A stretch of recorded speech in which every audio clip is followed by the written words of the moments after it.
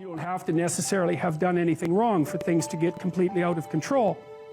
It's a terrifying doctrine, but it's not a hopeless doctrine because it still says that there's a way forward, there's a pathway forward, and the pathway forward is to adopt a mode of being that has some nobility so that you can tolerate yourself and perhaps even have some respect for yourself as someone who's capable of standing up in the face of that terrible vulnerability and suffering, and that the pathway forward, as far as the existentialists are concerned, is by, well, certainly by the avoidance of deceit, particularly in language, but also by the adoption of responsibility for the conditions of existence and some attempt on your part to actually rectify them. And the thing that's so interesting about that is, well, two, as far as I'm concerned, and some of this is from clinical experience, you know, if you take people, and I've told you this, and you expose them voluntarily to things that they are avoiding and are afraid of, you know, that they know they need to overcome in order to meet their goals, their self-defined goals. If you can teach people to stand up in the face of the things they're afraid of, they get stronger. And you don't know what the upper limits to that are, because you might ask yourself, like, if for 10 years, if you didn't avoid doing what you knew you needed to do, by your own definitions, right, within the value structure that you've created, to the degree that you've done that, what would you be like? Well, you know, there are remarkable people who come into the world from time to time, and there are people who do find out over decades-long periods what they could be like if they were who they were, if they spoke their being forward. And they'd get stronger and stronger and stronger, and we don't know the limits to that. We do not know the limits to that. And so you could say, well, in part, perhaps the reason that you're suffering unbearably can be left at your feet, because you're not everything you could be, and you know it. And of course, that's a terrible thing to admit, and it's a terrible thing to consider, but there's real promise in it, right? Because it means that perhaps there's another way that you could look at the world, and another way that you could act in the world, so what it would reflect back to you would be much better than what it reflects back to you now. My experience is with people that we're probably running at about 51% of our capacity. I mean, you can think about this yourselves. I often ask undergraduates how many hours a day you waste, or how many hours a week you waste, and the classic answer is something like 4 to 6 hours a day. You know, inefficient studying, watching things on YouTube that not only do you not want to watch, that you don't even care about, that make you feel horrible about watching after you're done. That's probably 4 hours right there. You know, you think, well, that's 25 hours a week, it's 100 hours a month, that's 2.5 full work weeks, it's half a year of work weeks per year. And if your time is worth $20 an hour, which is a radical underestimate, it's probably more like 50 if you think about it in terms of deferred wages. If you're wasting 20 hours a week, you're wasting $50,000 a year. And you are doing that right now. And it's because you're young, wasting $50,000 a year is a way bigger catastrophe than it would be for me to waste it, because I'm not going to last nearly as long. And so if your life isn't everything it could be, you could ask yourself, well, what would happen if you just stopped wasting the opportunities that are in front of you? You'd be who knows how much more efficient, 10 times more efficient, 20 times more efficient. That's the Pareto distribution. You have no idea how efficient people get. It's off the charts. Well, and if we all got our act together collectively and stopped making things worse, because that's another thing people do all the time, not only do they not do what they should to make things better, they actively attempt to make things worse because they're spiteful or resentful or arrogant or deceitful or homicidal or genocidal, or all of those things all bundled together in an absolutely pathological package. If people stopped really, really trying just to make things worse, we have no idea how much better they would get just because of that.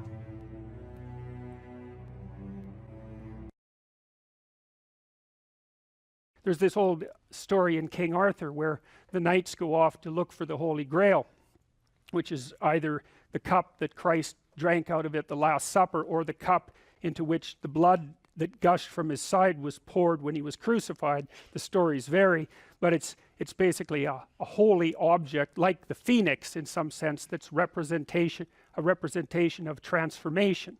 So it's an ideal, and so King Arthur's knights, who sit at a round table because they're all roughly equal, go off to find the most valuable thing, and where do you look for the most valuable thing when you don't know where it is? Well, each of the knights looks at the forest surrounding the castle, and enters the forest at the point that looks darkest to him. And that's a good thing to understand, because the gateway to wisdom and the gateway to the development of personality, which is exactly the same thing, is precisely through the portal that you do not want to climb through. And the reason for that's actually quite technical. This is a Jungian presupposition too, is that, well, there's a bunch of things about you that are underdeveloped, and a lot of those things are because there's things you've avoided looking at because you don't want to look at them, and there's parts of you you've avoided developing because it's hard for you to develop those parts. And so it's by virtual necessity that what you need is where you don't want to look, because that's where you've kept it. And so, and that's why there's, you know, an idiosyncratic element of it for everyone. Your particular place of enlightenment and terror is not going to be the same as yours, except that they're both places of enlightenment and terror. So they're equivalent at one level of analysis and different at another. So anyways, back to fiction and what it does. It distills truth, and it produces characters that are composites. And the more they become composites, the more they approximate a mythological character. And so they become more and more universally true and more approximating religious deities. But the problem with that is they become more and more distant from individual experience. And so with literature, there's this very tight line where you need to make the character more than merely human, but not so much of a god that, you know, one of the things that happened to Superman in the 1980s, Superman started out, he's got a heavenly set of parents, by the way, and an earthly set of parents, and he's an orphan like Harry Potter. Very common theme is that when Superman first emerged, he could only jump over buildings, you know, and maybe he could stop a locomotive. But by the time the 1980s rolled around, like, he could juggle planets and, you know, swallow hydrogen bombs, and, you know, he could do anything. Well, people stopped buying the Superman comics because how interesting is that? It's like something horrible happens and Superman deals with it. And something else horrible happens and Superman deals with it. And it's like, that's dull. He turned into such an archetype. He was basically the omniscient, omnipresent, omnipotent God, and that's no fun. It's like God wins, and then God wins again, and then again God wins, and, you know, so then they had to weaken him in different ways with kryptonite, you know. So green kryptonite kind of made him sick, and red kryptonite, I think, kind of mutated him, if I remember correctly. And anyways, they had to introduce flaws into his character so that there could be some damn plot. And that's something to think about, you know. There's a deep existential lesson in that your being is limited and flawed and fragile. You're like the genie, which is genius in the little tiny lamp, you know, this immense potential, but constrained in this tiny little living space, as Robin Williams said when he played the genie in Aladdin. But the fact that you have limitations means that the plot of your life is the overcoming of those limitations, and that if you didn't have limitations, well, there wouldn't be a plot, and maybe there would be no life. And so that's part of the reason why perhaps you have to accept the fact that you're flawed and insufficient, and live with it and consider it a precondition for being. It's at least a reasonable idea. So anyways, one of the main characters is the country, the known, the explored territory. We went over that a bit, and it always has two elements. I mean, your country is your greatest friend and your worst enemy, you know, because it squashes you into conformity and demands that you act in a certain manner, and reduces your individuality to that element that's tolerated by everyone else, and it constrains your potential in a single direction. And so it's really tyrannical, but at the same time it provides you with a place to be and all of the benefits that have accrued as a result of the actions of your ancestors and all the other people that you're associated with. So there's the good tyrant, or the bad tyrant, and the good king, and those are archetypal figures, and that's because they're always true, and they're always true simultaneously, you know, which is partly why I object to the notion of the patriarchy, because it's a it's the what do you call that? It's the apprehension of a mythological trope, which is that of the evil tyrant, without any appreciation for the fact that the archetype actually has two parts, and the other part is the wise king. And you know, you can tell an evil tyrant story about culture, no problem, but it's one-sided, and that's very dangerous, because you don't want to forget all the good things that you have while you're criticizing all the ways that things are in error. That's a lack of gratitude, and it's a lack of wisdom, and it's founded in resentment, and it's very dangerous, both personally and socially. I told you that Captain Hook is a tyrant because he's got this crocodile chasing him, and the crocodile has a clock in its stomach, and that's death. It's like, obviously, right? Tick, tick, tick, tick. And it's a crocodile, and it's under the water, and it's already got a taste of him, so he's being chased around by death, and that makes him terrified and resentful and cruel and bitter, and so he's a tyrant. And he wants to wreak havoc everywhere. And then Peter Pan, of course, looks at Captain Hook and thinks, why the hell should I grow up and to be a tyrant and sacrifice all the potential of childhood? And the answer to that is, the potential sacrifices itself if you don't utilize it as you mature, and you just end up a 40-year-old lost boy, which is a horrifying thing to behold. It's almost as if you're the corpse of a child, the living corpse of a child, because who the hell wants a 6-year-old, 40-year-old? You're a little on the stale side by that point, and not the world's happiest individual. So, you know, your potential is going to disappear because you age anyways, and so you might as well shape that potential in a particular direction and at least become something, no matter how limited, rather than nothing. So, you know, Peter Pan, that's a great story. It's a great mythological story. So, well, so let's talk about tyrants. Well, not only are they mythological figures, but they exist, and they tend to be deified. I mean, Stalin was, for all intents and purposes, God the Father in Soviet Russia, although he was pretty much only the worst elements of Old Testament God, who was, you know, constantly smiting people and wiping out populations and doing all sorts of things that seemed to be quite nasty. But nonetheless, you know, people worshipped him in many ways, and he's a representation of just exactly what goes wrong when things really go wrong, when people stop paying attention and when they all lie. Because one of the things that characterized the communist state was that no one ever got to say anything they actually believed, ever. And that was partly because 1 out of 3 people was an informer, which meant if you had a family of 6 people, 2 of them were informing on the government about you, and that included your own children.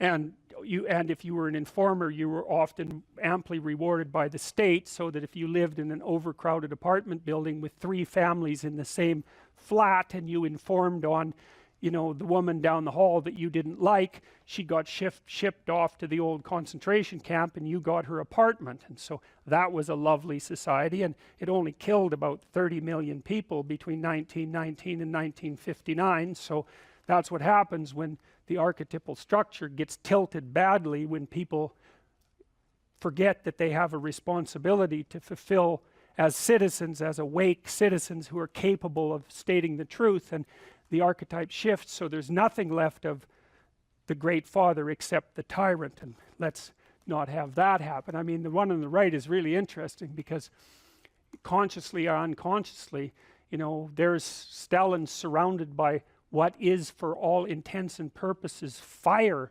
You know, he looks like Maleficent in Sleeping Beauty when she shows up at Aurora's christening. You know, she puts her arms up in the air and green fire surrounds her. It's like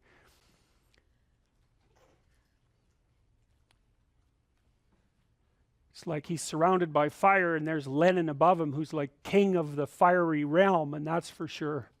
So, I mean, all the terrors that happened in the Soviet Union didn't start under Stalin, they started under Lenin, and Stalin was definitely Lenin's legitimate son, let's put it that way. So imagine you have a goal in mind. You want to get to work in the morning. I used to ask my students a question like this, is like, what? Maybe they're going to write an essay. Why are you writing the essay? Why are you in class? Well, I'm in class because I need this class because it's part of my major. Well, why did you pick a major like that? Well, I'm interested in psychology. Well, why did you come to get a degree? Well, I think I need a degree to get a job.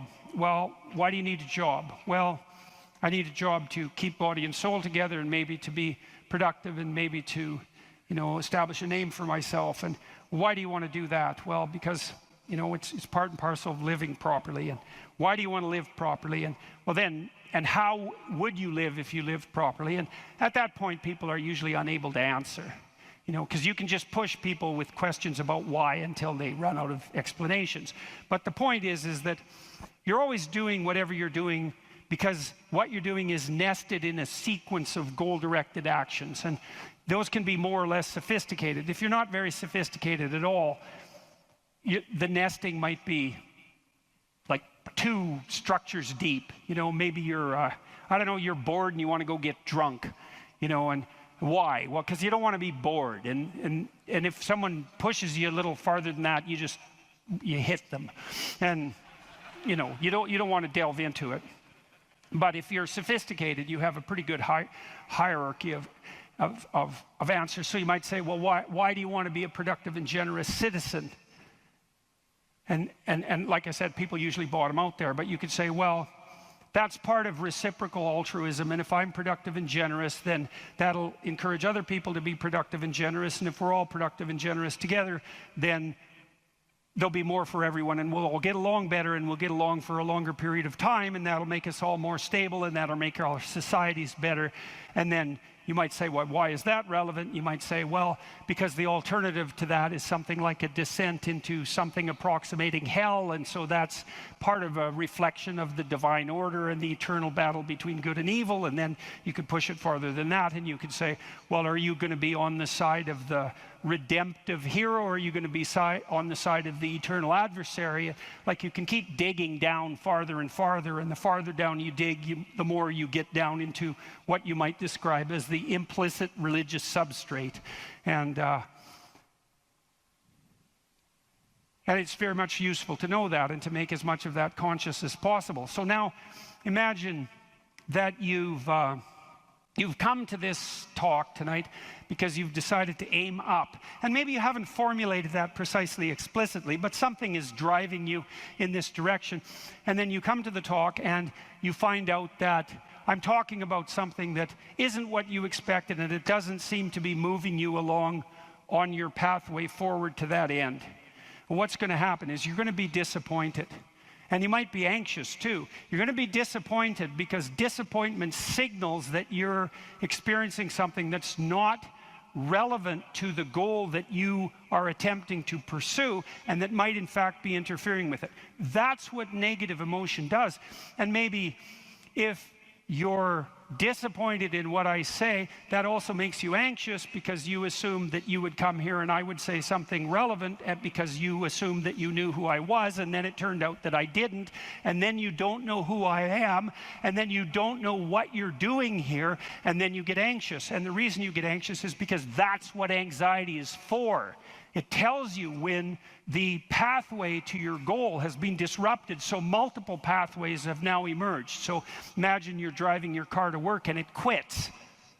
And what happens is you get anxious. And the reason you get anxious is because, well, you were beetling along quite nicely in your world, and everything was reduced to like a unidimensional simplicity. You weren't in a car as an object, you were in a thing that took you to where you wanted to go, and it was just doing what it was supposed to be doing, tracking you along the pathway to your goal.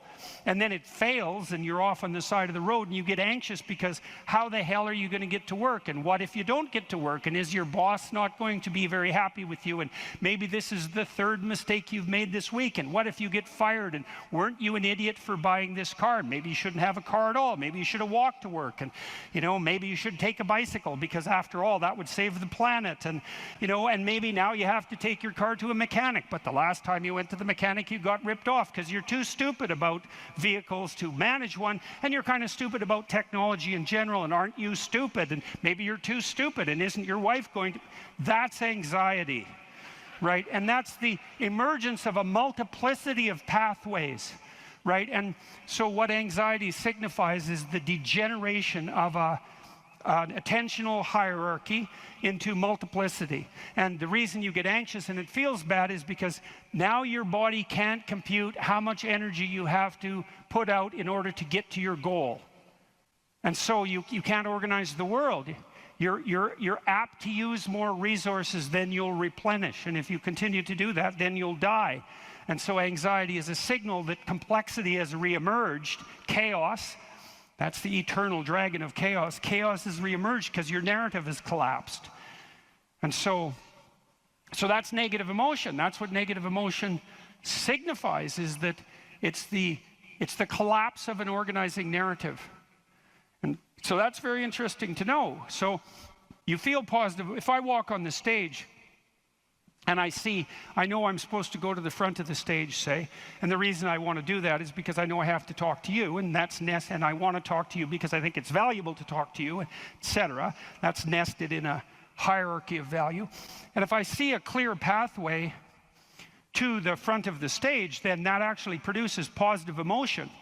And that positive emotion impels me forward, because positive emotion does impel you forward. That's what it's for. That's how positive emotion is linked to action. So if you're enthusiastic because you can see a pathway forward to a valued goal, and that enthusiasm manifests itself. This is true even neurochemically. It manifests itself as positive motivation to move forward. And not only that, if you're moving forward and it's working, your brain tracks the fact that it's working, and then that's linked to dopamine release, by the way, which is what cocaine releases. It's linked to dopamine release. And the other thing your brain is doing, even when you're just walking to where you want to go, if you're successfully walking there, your brain tracks what you're doing. There's circuits that are activated while you're doing it.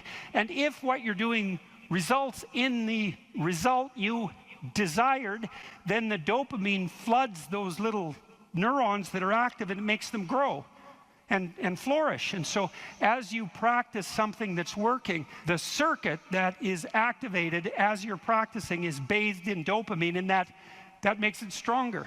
And that feels good. It's growth. It's part of positive emotion. And so the positive emotion moves you forward, but also encourages you to develop a habit of that practice. And so one of the things I would bloody well say is, don't make a habit of pursuing things that aren't good for you, because you build that into you. That's what happens if you become addicted to something, you know. You build a little monster inside you that's grown. It's there. It's after one goal, despite everything else. Not a good outcome. So now positive emotion also signals the fact that it's also an energy conservation observation. So as I move forward towards my goal, with each step I take, it's going to take less energy to get to the goal. And so that means that positive emotion signifies, what would you say? It signifies the increasing efficiency of your action as you move towards a goal. So negative emotion signifies the fact that things have got too complex for you to manage, and positive emotion signifies that you're approaching your goal and that there's less demand on energy output with every step forward. And so that's emotion. And that's pretty much worth knowing. And then what happens when you're watching a movie is you infer the goal of the protagonist, or the villain for that matter. You infer the goal of the character that's being portrayed on the screen. You adopt that goal as your own.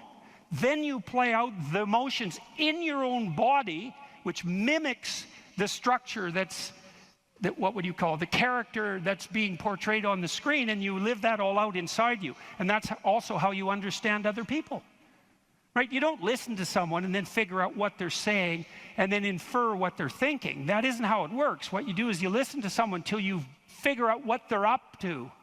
As soon as you figure out what they're up to, you can adopt that frame of reference. As soon as you adopt that frame of reference, you have the same emotions. And that's what makes you united. And so that's so interesting. And so then you think, look, there's 5,000 people in here.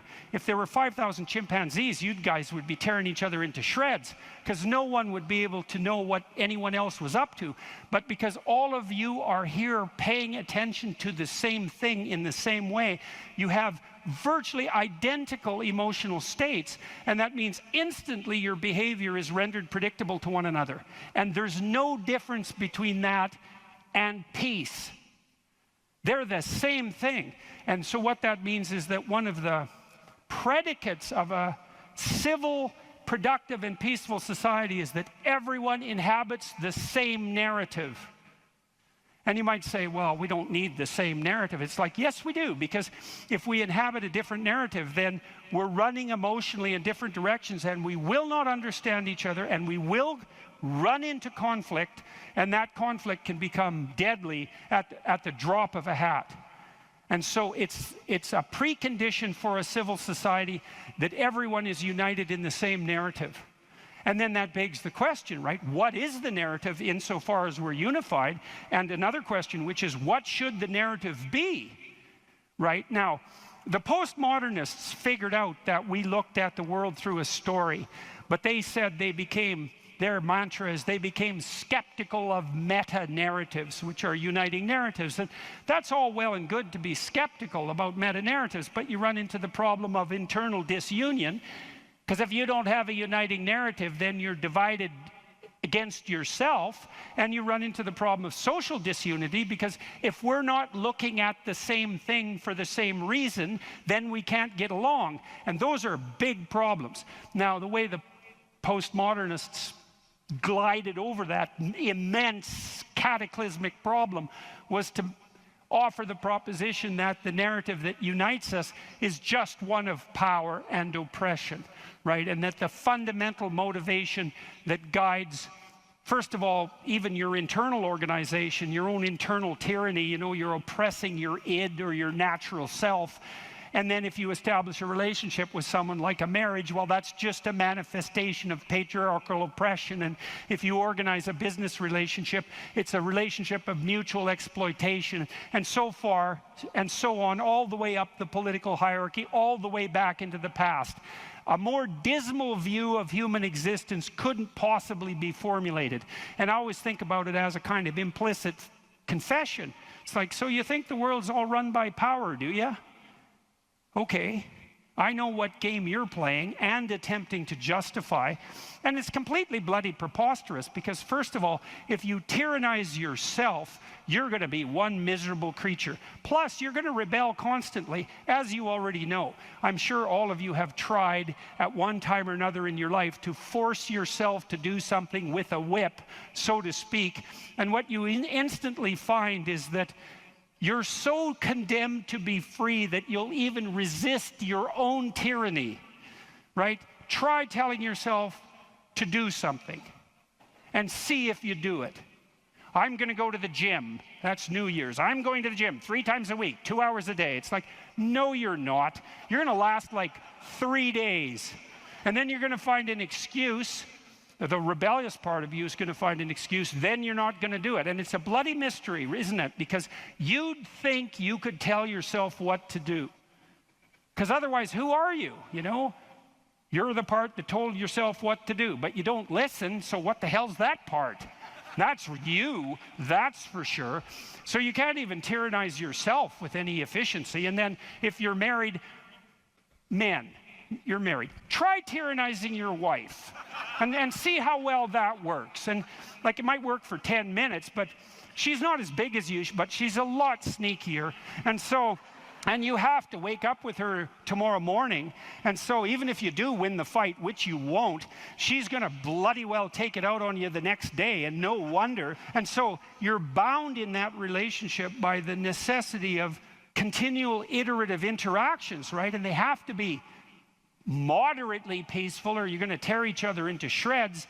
And if it's constant conflict, you're both going to just exhaust yourself and die. So how the hell is that going to work? So it has to be at least mutually reinforcing. And maybe if you really got it together well, you could interact with each other in a way that improved your interactions across time.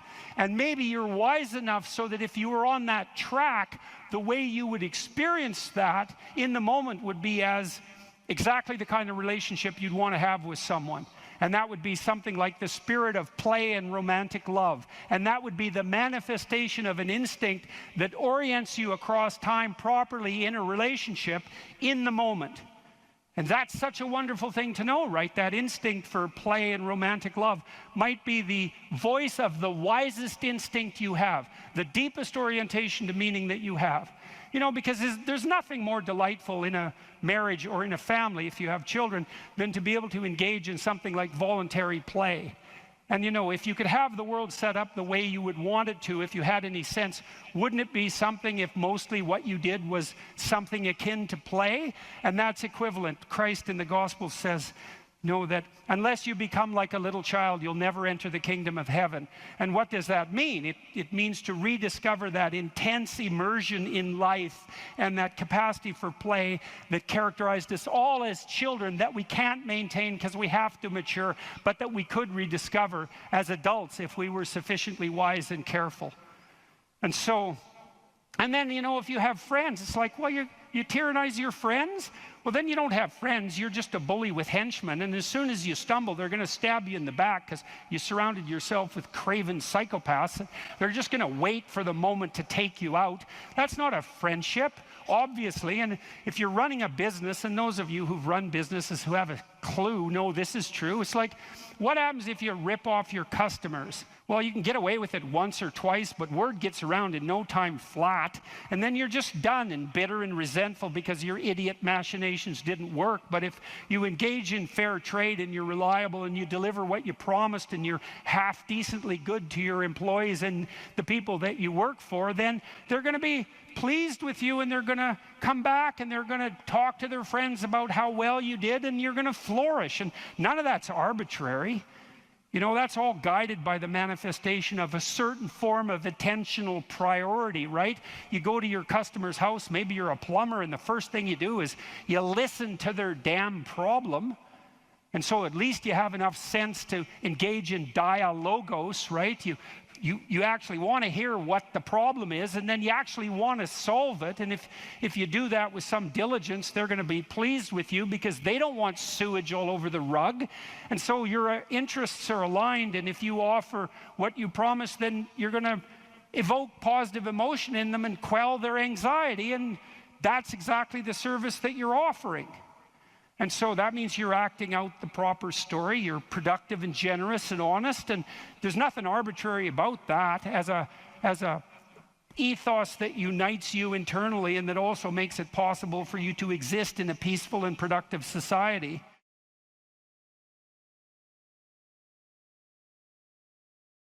If you ask a disagreeable person what he wants, say, or she wants, they'll tell you right away. They know. It's like, this is what I want, and this is how I'm going to get it. But agreeable people, especially if they're really agreeable, are so agreeable that they often don't even know what they want, because they're so accustomed to living for other people and to finding out what other people want and to trying to make them comfortable and so forth, that it's harder for them to find a sense of their own desires as they move through life. And that's not, look, there's situations where that's advantageous, but it's certainly not advantageous if you're going to try to forge yourself a career.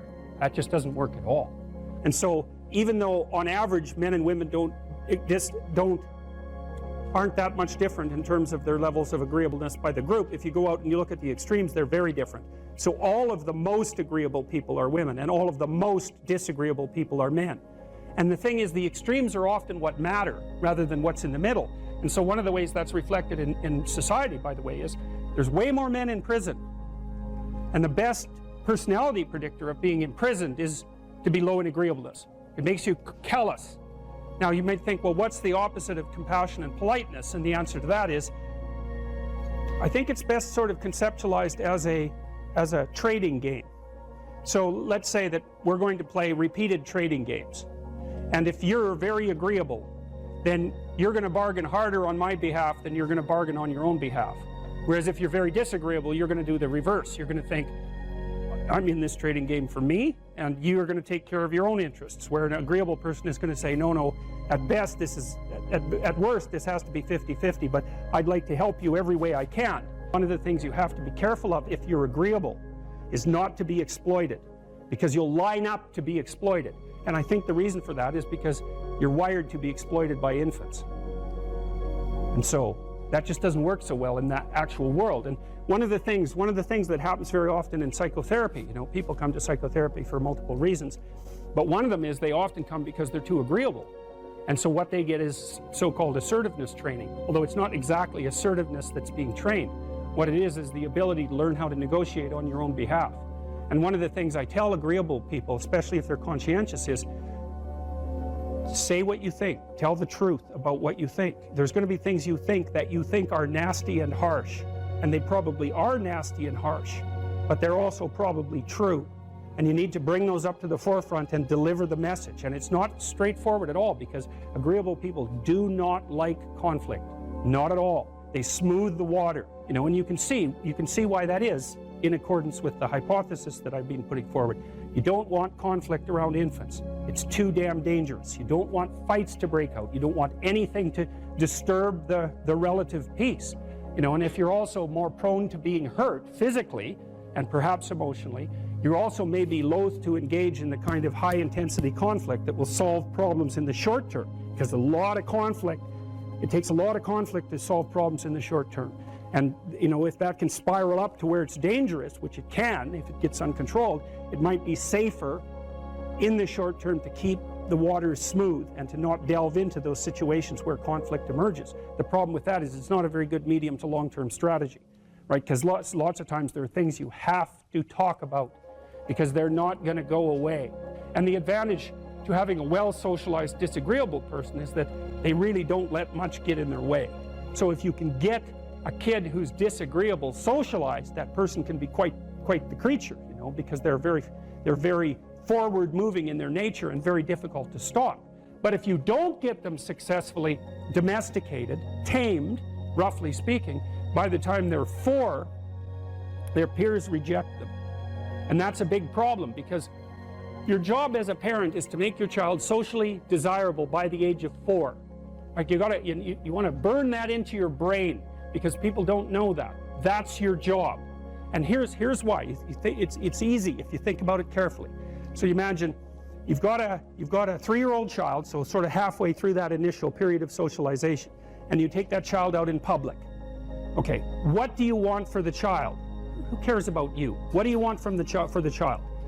You want the child to be able to interact with other children and adults so that the children are welcoming and smile and want to play with him or her, and so the adults are happy to see the child and treat him or her properly. And if your child's a horrible little monster because you're afraid of disciplining them or you don't know how to do that properly, then what they're going to do is they're going to experience nothing but rejection from other children and false smiles from other parents and adults. And so then you're throwing the child out there into a world where every single face that they see is either hostile or lying. And that's not something that's going to be particularly conducive to the mental health or the well-being of your child. If your child can learn a couple simple rules of behavior, like don't interrupt adults when they're talking too much, and pay attention, and try not to hit the other kids over the head with the truck any more than is absolutely necessary, and share and play properly, then when they meet other kids, the kids are going to try out a few little play routines on them, and that's going to go well, and then they're going to go off and socialize each other for the rest of their lives. Because that's what happens, is that from 4 years old onwards, the primary socialization with children takes place among other children. And so if the kids don't get in on that early, they don't move into that developmental spiral upwards, and they're left behind. And you can imagine how terrible that is, because a 4-year-old will not play with another 4-year-old who's 2. But a 5-year-old certainly will not play with a 5-year-old who's 2, right? Because the gap is just starting to get unbelievably large. And so the kids start out behind, and then the peers leave them behind, and then those kids are alienated and outside the peer group for the rest of their life. Well, those are the ones that grow up to be long-term antisocial, right? They're already aggressive. It doesn't dip down. Now what happens to normal boys, roughly speaking? Imagine the aggressive 2-year-old types. They get socialized, so their level of aggression goes down, and then they hit puberty and testosterone kicks in, and bang, levels of aggression go back up. And so that's why males are criminals between the ages roughly of 16 and about 25. So, and it matches the creativity curve, by the way. It's so cool. If you look at the spike of creativity among men, 16 to 25, then it starts to go down. Criminality matches that absolutely perfectly. So that's quite cool. So, and so the testosterone levels raise the average level of aggression among men. It's more dominance than aggression, actually, and testosterone is by no means all bad. And then it starts to decrease at about age 25 or 26, which is usually when men stop staying up late at night, stop drinking as much, develop a full-time career, and take on the burdens and responsibilities and opportunities that are associated with a long-term partner and family. And so, well, so that's the development of what I would call predatory aggression, because I also think that the agreeableness distribution is probably something like predatory aggression versus maternal sympathy. It's something like that. So if you look at other mammals that are predators, because we're predators as well as prey animals, if you look at other animals like bears, the male bear has absolutely nothing to do with the raising of the infants. In fact, the female bears will keep the male the hell away because he's likely to kill the infants and maybe even to eat them. So there's no maternality at all in solitary male mammalian predators. It's really useful to investigate the viewpoints of people who have opposing views to yours, because they'll tell you things. Not only will they tell you things you don't know, they'll also tell you how to see the world in ways that you don't see it. And they'll also have skills that you don't have, that you could develop. So for example, if you're an introverted person, it's very useful to watch an extroverted person, because the extroverted person has ways of being in the social world that aren't natural to you, that you can use to improve your toolkit. And if you're disagreeable, one of the best things to do with disagreeable people, especially if that's alienating them from other people, for example, because it can, you know, people treat you like you're a selfish, arrogant son of a, maybe that's because you are. It's like, okay, so what do you do about that? One of the most promising treatments, let's say, for that is get the person to do something for someone else once a day, just as a practice, and learn how to do it. Maybe you can wake the circuit up, you know, if you think that it's lying dormant in you, which is probably right. You know, I think we have a very wide range of propensities within us. Some are switched on, genetic propensities. Some are switched on, but I think that if you put yourself in the right situation or walk yourself through the right exercises, you can switch some of these other things on as well. But it takes work and dedication and discipline. I would say, generally speaking, if you want to adapt yourself properly to life, you should find a niche in the environment that corresponds with your temperament.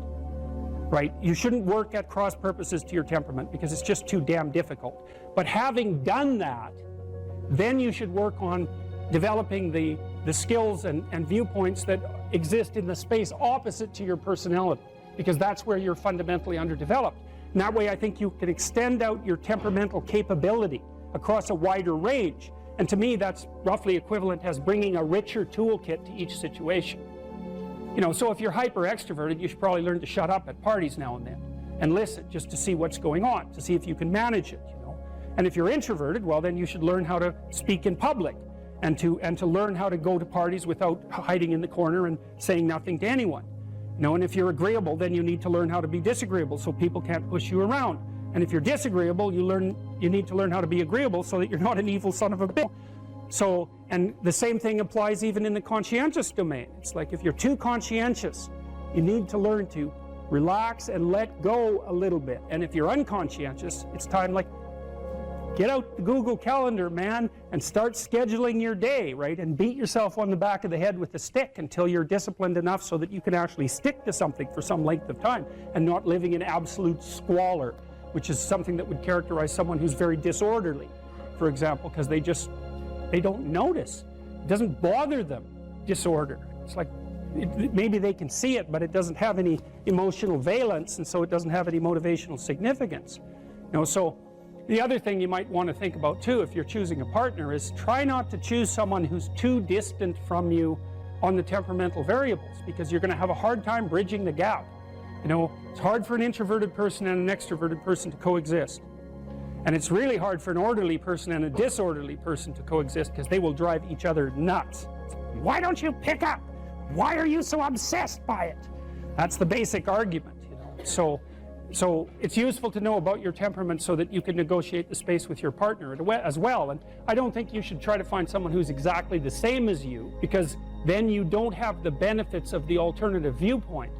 But you got to watch it, because you may hit irreconcilable differences of various sorts. And I've seen that most particularly among couples who are high and low in openness. That's a rough one. And also high and low in conscientiousness. That's another rough one, because they just cannot see how the other person sees the world at all. Today is the beginning of the rest of your life, and it can be very frightening. It's a new world out there. It's a mean world out there, and you only live once. So do what you feel passionate about. Take chances professionally. Don't be afraid to fail. There's an old IQ test, was 9 dots, and you had to draw 5 lines with a pencil within these 9 dots without lifting the pencil. The only way to do it was to go outside the box. So don't be afraid to go outside the box.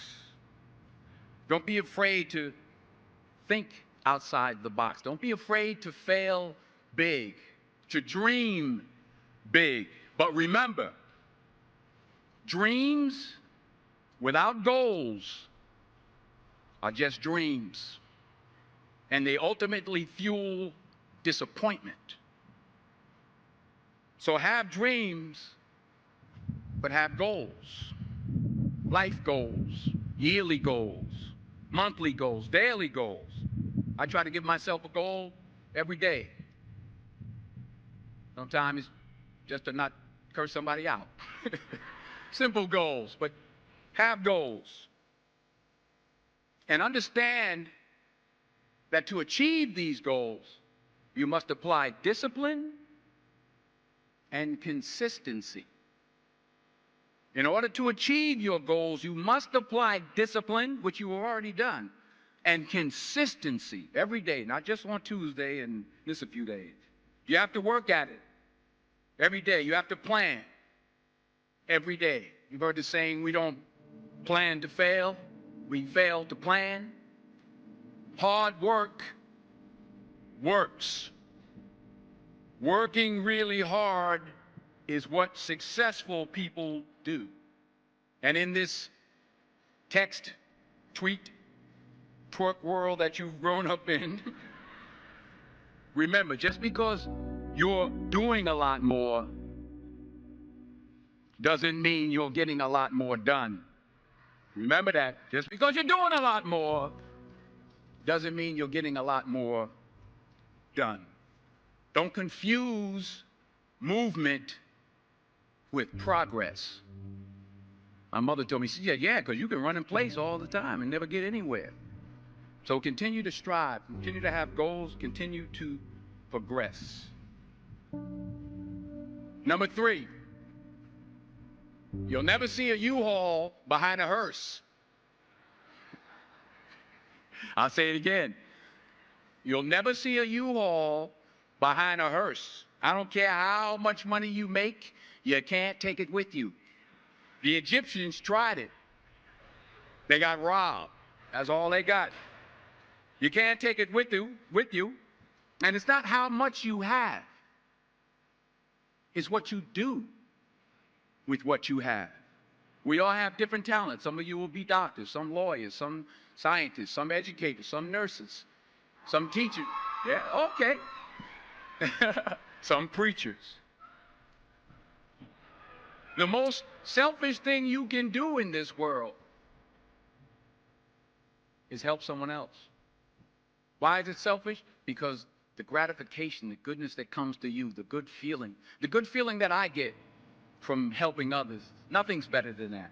Well, 1 or 2 things, but nothing's better than that. Not jewelry, not big house I have, not the cars, but it's the joy. That's where the joy is, in helping others. That's where the success is, in helping others. Finally, I pray that you put your slippers way under the bed tonight, so that when you wake up in the morning, you have to get on your knees to reach them. And while you're down there, say thank you for grace. Thank you for mercy. Thank you for understanding. Thank you for wisdom. Thank you for parents. Thank you for love. Thank you for kindness. Thank you for humility. Thank you for peace. Thank you for prosperity. Say thank you in advance for what's already yours. That's how I live my life. That's why I am, one of the reasons why I am today.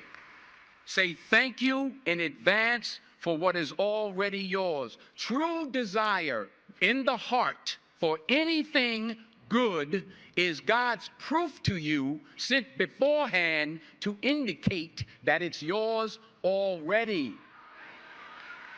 I'll say it again. True desire in the heart, that itch that you have, whatever it is you want to do, that thing that you want to do to help others and to grow and to make money, that desire, that itch, that's God's proof to you, sent beforehand already to indicate that it's yours. And anything you want good, you can have. So claim it. Work hard to get it. When you get it, reach back. Pull someone else up. Each one, teach one. Don't just aspire to make a living. Aspire to make a difference. There's a study I read about stress, and it was saying that stress has a placebo effect attached to it, because the placebo effect is extremely powerful. So they found some of the most stressed people in the world, and they split them into two groups, and they're all equally stressed. They all have a bunch of cortisol in their blood. Yeah. The people who believed that stress was bad for you and that stress can hurt you, and they believed those media articles, were dying earlier. They were having heart attacks and having stress-related illnesses.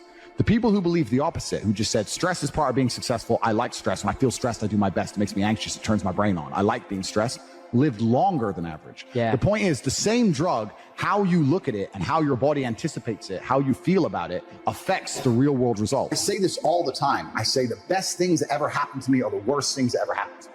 All the trauma and I've been through in my life are the best things that ever happened to me, because as a man, if you've not had a difficult life, you cannot be good at being a man. Being a good man and being good at being a man, they're two slightly different things. But to be good at being a man, you need to have been through so much shit that when the Matrix deletes your entire life from the internet and starts lying about you at mass, and people start doing protests wanting you fucking hung, and they're looking for your family members, and reporters start calling every ex-girlfriend you've ever had, trying to convince them and bribe them to lie, to come out and say you're something you're not, when they're genuinely out to put you in jail, that you can sit there and be focused and stoic enough to go, you know what? Okay, what's the chessboard? What's going to happen? Who's trying to shoot me right now? Nobody. Okay, so it's better than it was a couple years ago. Okay, so X, Y, Z, and plan through it, right? You're never going to be capable as a man if you've not had trauma. The best men ever have had trauma. If you call a police officer, you need a brave police officer. He ain't going to be brave unless he's been through. He's not going to be brave unless he's been through shit. So we also, as a society, sit and look at men and go, we want, well, there's two kinds of society. There's the Matrix society, but the true society, the true women with a brain. They actually, I want a man who's strong, who's supportive, who's intelligent, who financially provides, etc. Then you're going to want a man to some degree who's been through some shit. Yeah. And a man who's internalized it and used it as a weapon. And this is what I say to people. People email me their long lists of all the bad things that happened to them, and I reply, fantastic. You are so lucky. You have all the building blocks to become the exact kind of man you want to be. If none of this shit happened to you, when something else bad happens to you later, you wouldn't be able to deal with it. Fantastic. And he goes, no, but you know, this. He replied again with more excuses and said, why are you making excuses? I just told you what happened to you is a good thing. You need to reframe your mind. Bad things happened to Batman. They killed his parents. Do you understand? That's why he's Batman. You've just told me you have the building blocks to become you might become top G when I retire. Fantastic. What are you complaining about? He goes, well, what do I do? I said, you need to work. Take all that trauma. If you're truly heartbroken, my friend, and we've all been there as men, if you're truly heartbroken, you can't sleep. That means you're going to get in fantastic shape. You better hit the gym. You have nothing else to do. Stop watching YouTube. Stop emailing me. I want pictures of you in the gym. Get to fucking work. Heartbreak's a fantastic motivator, as is depression, as is sadness. Great.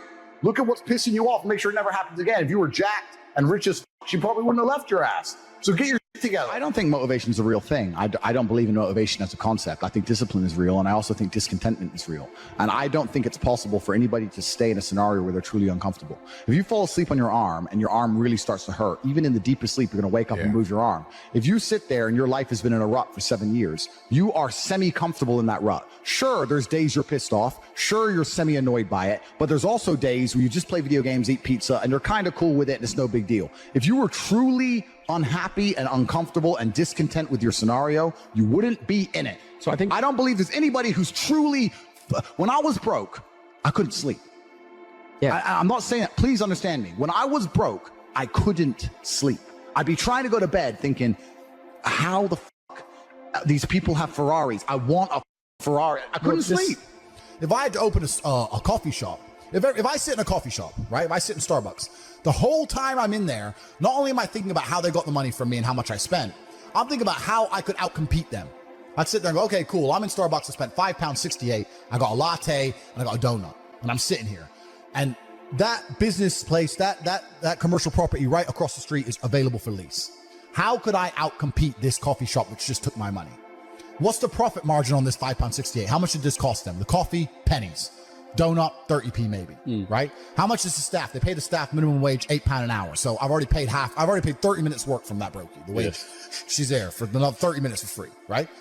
How much is the rent? How much is the business rates? If I had to open up there, how would I attract people to come into my shop as opposed to their shop? They got a big brand name. I'm brand new. Okay, well, the working here is ugly. My one's going to be hot. Boom, that's the beginning. Next thing, do they have any signage outside? No, I'm gonna try and put some signage outside. Do they have parking? No, I need parking. But you need to start thinking about how you can convince people to give you their money as opposed to giving it to the places they already give it. Different analytics. And once you do that, people say, I can't think of how to make money. If you start doing that for a year and just keep a notepad, you'll have 100 ideas of how to make money. You'll sit there and go, there's a place here that's doing this, and we could do it better this way. This place online is doing this, we can do it better this way. And then to get them all done, what do you need? Network. You need people. It's all about people. Then you need to either go in the war room if you want to join, or have your people around you and say, okay, we can make money with this. Who's going to do it? Who's not lazy? Who's getting up at 4 a.m. tomorrow? Boom, let's get it done. So there's unlimited ways to make money, but most people go through life and their money is taken from them, and they don't even identify how they got tricked out of it. They're just happy with it. Yeah, they just have. How did I spend 16 grand in Cirque last night? Oh, because my ass got drunk. How'd they get me drunk? Well, because the guy, when I first bought the first bottle of champagne, was there on the table, pouring, putting it in my hand, got me drunk, then I spent 16 grand on bottles. That's how they got my money. So if I open a club, I need to make sure when people first come in, they get hammered. Nobody thinks about it that way. Nobody thinks, how did they get that out of me? Right? Why am I spending $2,000 for dinner in Novikov? Is it the food, or is it the fact that I'm in Novikov and tag myself in Novikov? You have to identify how you're getting famoosed, how you're getting finessed. That's how you do it. But most people just walk through life getting finessed left, right, and center, giving all their money up. Oh, how did that happen? You got to learn to finesse other people. Yeah, but it's not finessing in a negative way. It's in a good way. It's a good way. You have to take money from other people. That's the only way you're going to make money. Yeah. You have to take it. There's a pimp, and he said a really intelligent line. He said, business is just other people's money. That's all business is. I want to start a business. So you want other people's money. That's what you want. So how are they going to give it to you?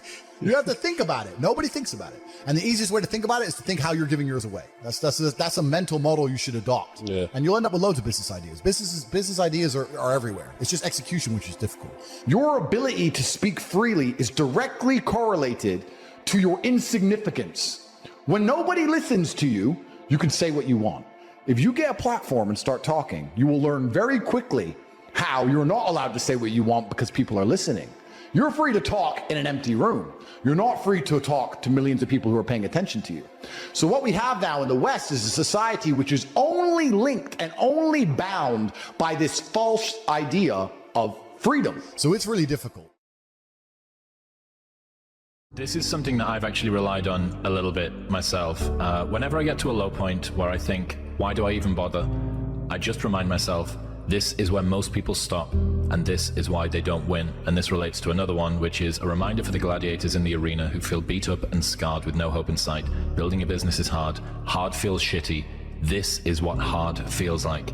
And this is why most people can't do it, but you can. Most people do is they back away from adversity. But if you want to see if you're a brave person, wait when things go completely to pieces, when things are the worst, when your very best deal falls apart and your rent is late and you're tired and you're sick and everybody is mad at you and your car doesn't work, then it's the person that picks themselves up and says nothing is going to stop me. You want to become best, you want to become champion, and now you want to say like you tired? Who cares? You tired or not? Nobody cares about you. He was tired, he have personal problem, family. Nobody cares. You don't know, like, you just see how he fight and he go. Yeah. And for this one, you have to train so hard. If you don't want, halas, go back to Dagestan. Nobody gonna ask about yourself. Without you or with you, there is always gonna be champions.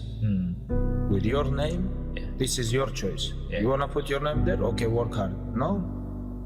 Bye-bye. You know, the war that you have to really fight is the war against yourself. You have to fight the war against yourself. Now, it's not easy to look in the mirror and to change your own life. It's hard as hell. You have to take responsibility. You have to learn new things. You have to feel uncomfortable. Good, because discomfort is how we grow. That's how we become strong. If you run away from discomfort and resistance your whole life, you will always be weak. I don't look at failure as failure. I look at failure as your first, second, third, fourth, fifth attempt. I look at them as attempts. I don't look at anything as failure. Because when you're going to try to do something, not trying is failure. That's not some after school special shit. But when you're able to go out there, there is no failure. It's attempts. Because when you're trying to do something that's bigger than you, whatever you are, whoever you are, if you're paralyzed, you're trying to walk one step and you didn't fail, motherfucker. That's your first attempt. If that's your biggest thing, that's how your mindset needs to go into everything. So I don't look at it as failure is a big word like that gets people down and it gives so much power to words. I don't. I take the power right away. I didn't fail shit. I think being the greatest musician of the 20th century is anybody's idea of success. Dying broke and drunk and full of heroin at the age of 34 is not exactly my idea of success. I'd rather die drunk, broke at 34 and have people at a dinner table talk about me than live to be rich and sober at 90 and nobody remember who I was. When I think about how hard I want to work, the interesting thing about that is that the only person who can judge you on your success is you, because you're the only one who knows how much left in the tank you really had. And the better you get, and you can resonate with this, you start winning exteriorly. And that's when people are like, it felt so empty. It's because they didn't actually work as hard as they could have. They just worked hard enough to beat everyone else. But that discrepancy between how hard you could have worked to work your hardest versus what was required in order to win, to me, that's the opportunity that shifting towards the work being the goal unlocks for you. And I work harder now than I did when I was poor. And I think it's because I've learned to enjoy it. It's like when I was losing 106 pounds in 3 months, the first 2 months or first 2 weeks, it's like I was gaining weight. You know, I would lose a pound, gain 2. So I was just failing. I kept failing and kept failing and kept failing. So I had to teach myself how to fail right. And what that means is when I fail, I can't spend much time in that fail zone. I have to be able to get up and get after the next day just as fast, because my goals were to be a Navy SEAL. I don't have time to stay here and feel bad for myself for weeks and months and years, because I'll lose that time. So the big thing is know that if you have big goals and big dreams, along the way, failure is going to happen. So how fast do you get up from that? And you got to teach yourself that. Go back to the gym, work, because you have more to show. You understand? Life continue. You cannot live in the past. I'm really good on that. You understand? I learned by the years that, listen, Cristiano, let's go. Because pain, you're going to have all the time, uncertainty and constant work. Constant work, constant work. Doesn't matter what's happening. It's going to happen in your life. You have to continue. This is the way I see the life. So this guy just passed me. He said, Goggins, just be average today. Some of you just don't understand. Some of you have been average for so damn long, you don't know what it is to do hard work. But there's a lot of you out there who want to be much more than average, but just don't know how to do it every single day, the grind. You need to find someone to oil those gears up. So check it out. This is a mindset. Maybe it's true, maybe it's not. But there's a motherfucker out there who wants what you have, who wants the position you are, who wants the job you have, who wants the wife that you have, or the husband. There's someone out there hungry and wants everything you have. Maybe it's true, maybe it's not. But if it is, it's gonna be yours. So make that a motivation for you. You know, one thing about the dopamine system that's so important and also explains a lot of pathology, but also a lot of human evolution, is that we have basically one major reward system, which is the dopaminergic system. You know, I sometimes like the analogy that, you know, nowadays you hear about cryptocurrency or the dollar versus the euro versus the this versus the that. There's only one currency in all of reality, actually, and it's dopamine. Whether or not it's the dollar-backed dopamine or it's euro-backed dopamine or Bitcoin-backed dopamine, in the end, whether or not someone has $1 billion or $2 is really that currency resides as something that's transacted in the real world, but their notion of power and potential is dopaminergic. And so too, the potential for mates, the potential for food, how much food you have, you know, how much meat you have stored in the freezer tells you a lot about your security and well-being for you and your family, right? And that is translated into a dopaminergic internal representation of how safe and secure you are, et cetera. So this system of fear versus confrontation taps directly into the dopaminergic system. And there's a beautiful set of studies that were done in the 1960s, published in the journal Science, as you know, one of the top journals to publish in. Again, this is not work that I did, but where they gave people, human beings, the option to stimulate a number of different brain areas, just sitting in the clinic. And some brain areas would evoke feelings of drunkenness, others would evoke feelings of anger, others of sadness, others of sexual arousal. And the area that these subjects all preferred to stimulate the most, in fact, they would just sit there and lever press pretty much all day long, was this midline thalamus area. And the subjective feeling that they reported, I find this interesting and would love your thoughts on this, is one of mild frustration, anticipation of something, although they didn't know what. Yeah, anticipation. And it's this idea, I think, that it's tapping into the dopamine system. And the dopamine system... Well, the dopamine system says something good is going to happen. That's right. The key... It says something good is going to happen. Something good is going to happen. And it's an appetitive state in some sense, because it doesn't signify the acquisition of... It's not satiating. Right. It's appetitive. That's right. And so it drives you forward. And you might think that being driven forward would be unpleasant, but if you're, in some sense, if you're activating the systems that drive you forward voluntarily, then that's the most positive form of positive reinforcement you can have. I think I read animal researchers who said that when they watched animals who were bar pressing to receive stimulation in those brain areas, the animals would look forward as if something was about to appear that they wanted to have appear. Incredible. So that was part of that apprehension. Part of it. It's a hope system in some sense. Right? It's the elicitation of hope. That's right. You know, it's dopamine, and here I'm robbing words from others, like my colleague Anna Lemke, who, you know, it's not about having, it's about wanting. It's not about pleasure as much as it is about craving and motivation and drive. And something critical about And Panksepp called it seeking. Yeah, brilliant. I never met Panksepp. Did you? You met Yak? I met him online. We were in a neurological chat room, so to speak, for a neuropsychological chat room for about 5 years, and I had a chance to interact with him a fair bit in that. So that was really good. I'm envious. He's done beautiful work, and thank you for calling people's attention to his work. I know you've done that many times, and such key work. The dopamine system is in touch with the autonomic system, sure, because it has to register success versus failure of some pursuit. The prefrontal cortex is actually part of the dopamine reward system. People often overlook this, and then we just think about nucleus accumbens and ventral tegmental area. But the prefrontal cortex, because as you pointed out before, it is generating possible outcomes, different rules, different selves are being projected into the future. You can think that the 2 marshmallow task, the classic, give kids the option to either have a marshmallow now or wait and have 2 marshmallows, and the cute little videos of the kids in the room with the marshmallows, sniffing it, talking to it. Occasionally a kid will just stuff it in his mouth. Another child will turn away, delightful, right? And all sorts of ideas have come about how they do in life versus if they can wait or not wait. In any case, that's dopaminergic anticipation. The key thing with dopamine, I think, that encapsulates the most of it is this notion of reward prediction error, which is very simple. If you are excited and anticipating something, you are generating some internal sense of the probability of it happening. We're going to the ice cream store, kids. Let's go. We're going to have ice cream. We have ice cream. It's closed.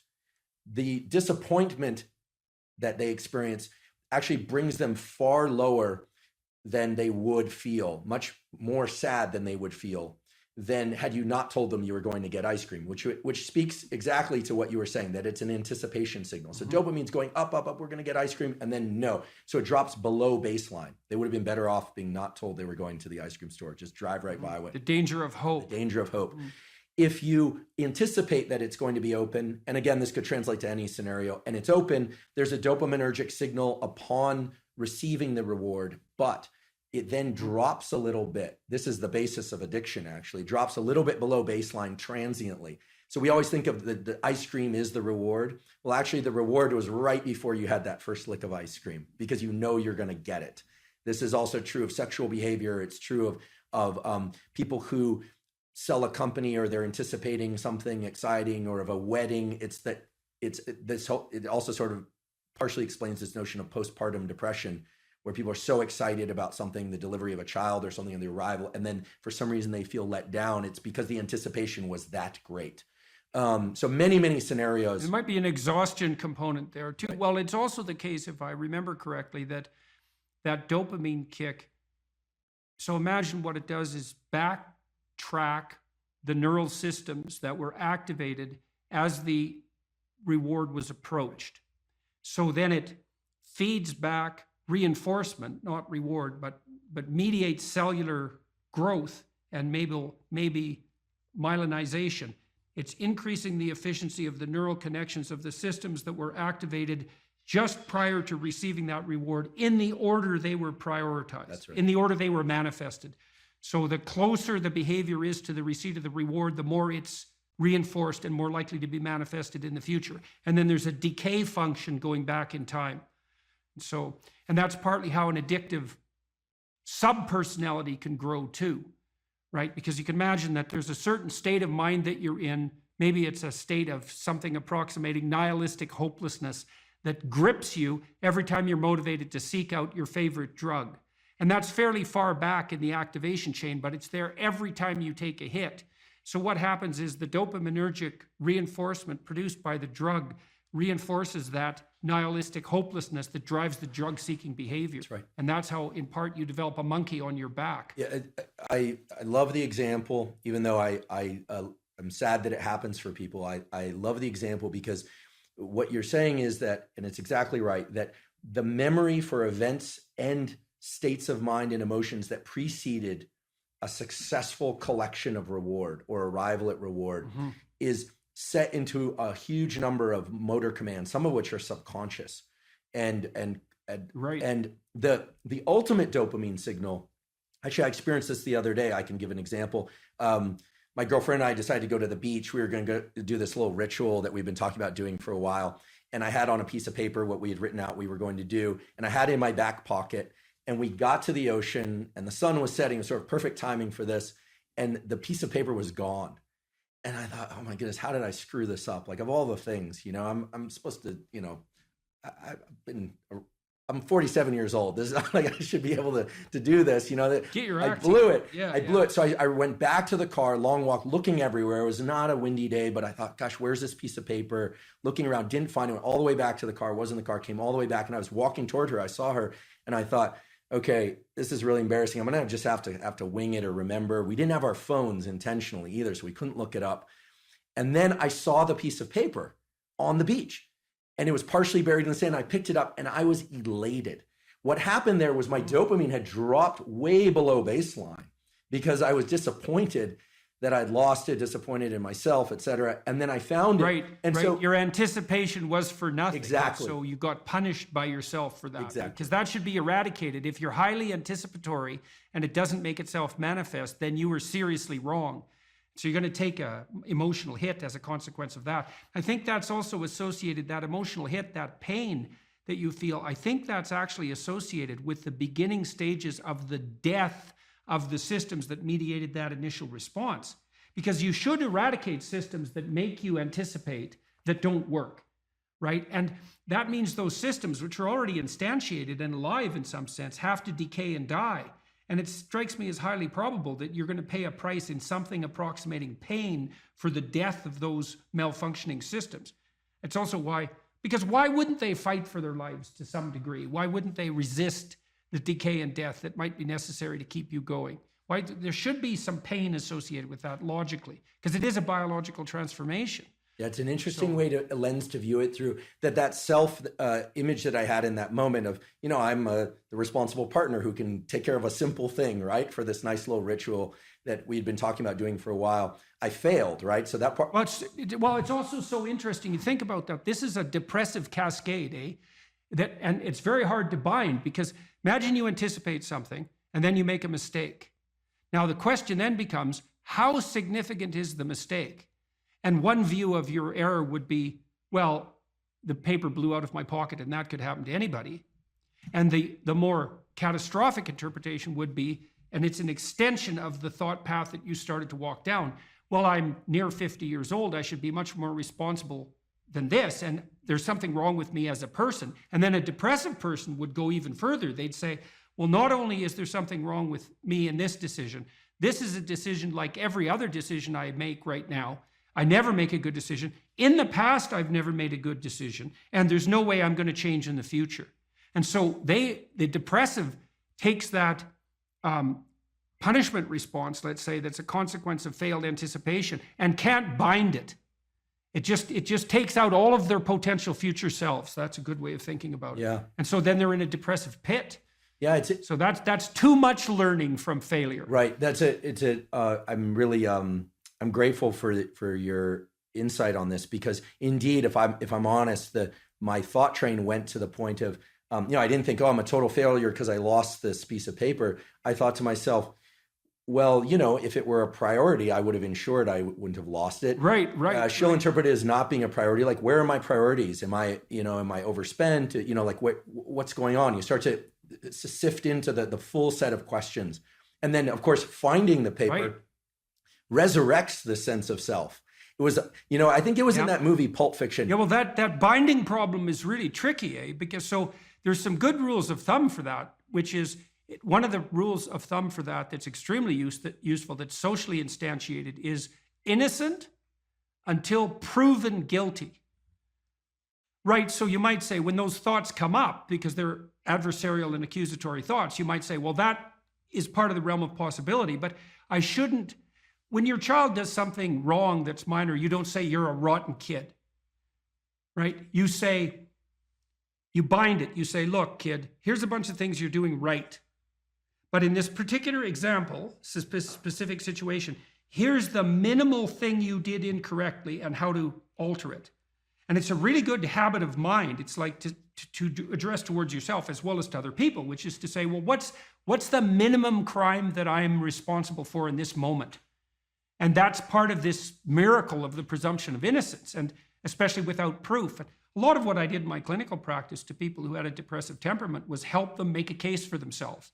It's like, well, maybe you're as bad as you think you might be, but maybe not. Let's take the contrary argument. Let's make you as innocent as you can be in this situation, and only narrow the repair to the absolute minimum that needs to be manifested. And you might think, well, you never get messages from God. It's like, yeah, actually you do. It's your conscience.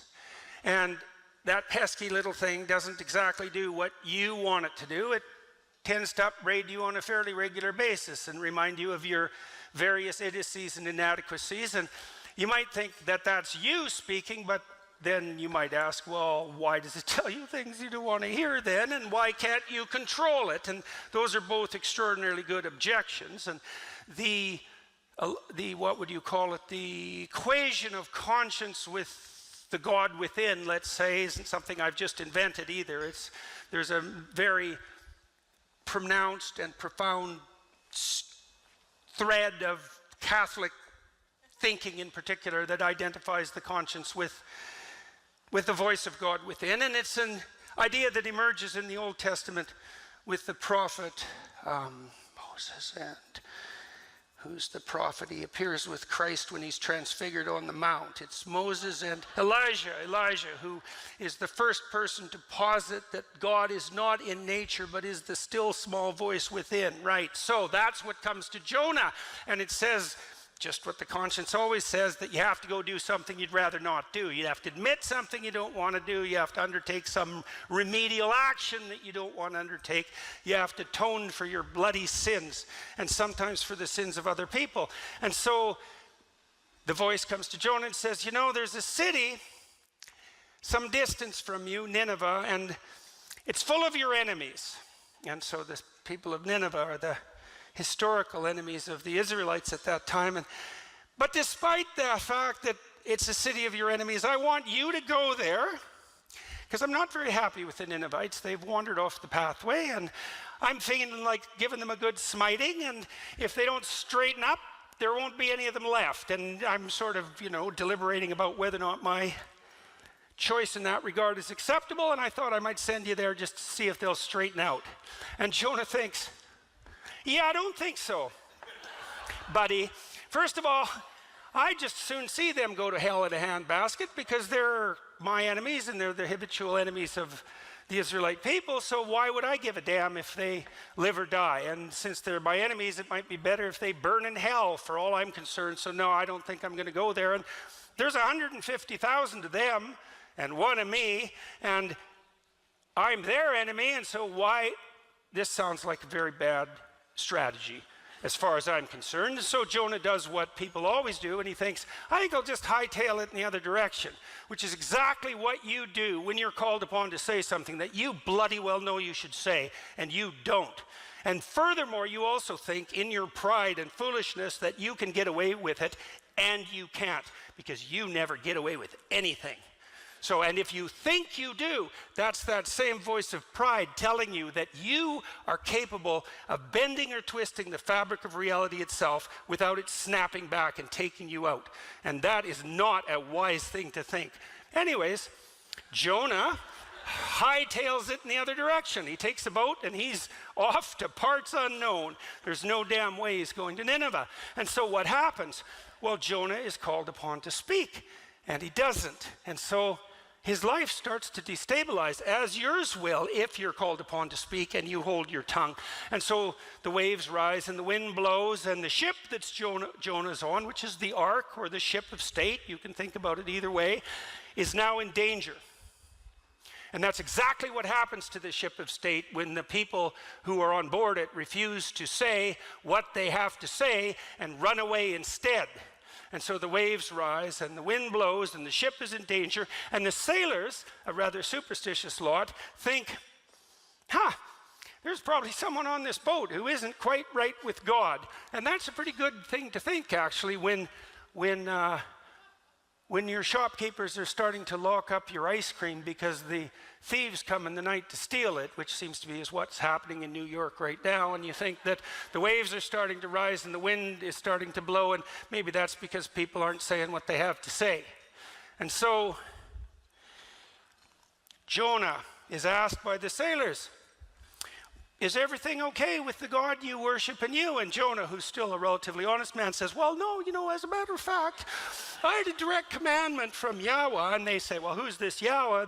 And he says, well, he's the creator of the entire universe, which makes him first and foremost among the gods. And the sailors are pretty short-circuited about this, because they're worshiping these low-level gods who are maybe in charge of like the local tavern or something, and now they've come up with Yahweh, and he's like king of the universe. And now you have Jonah, who defied a direct commandment.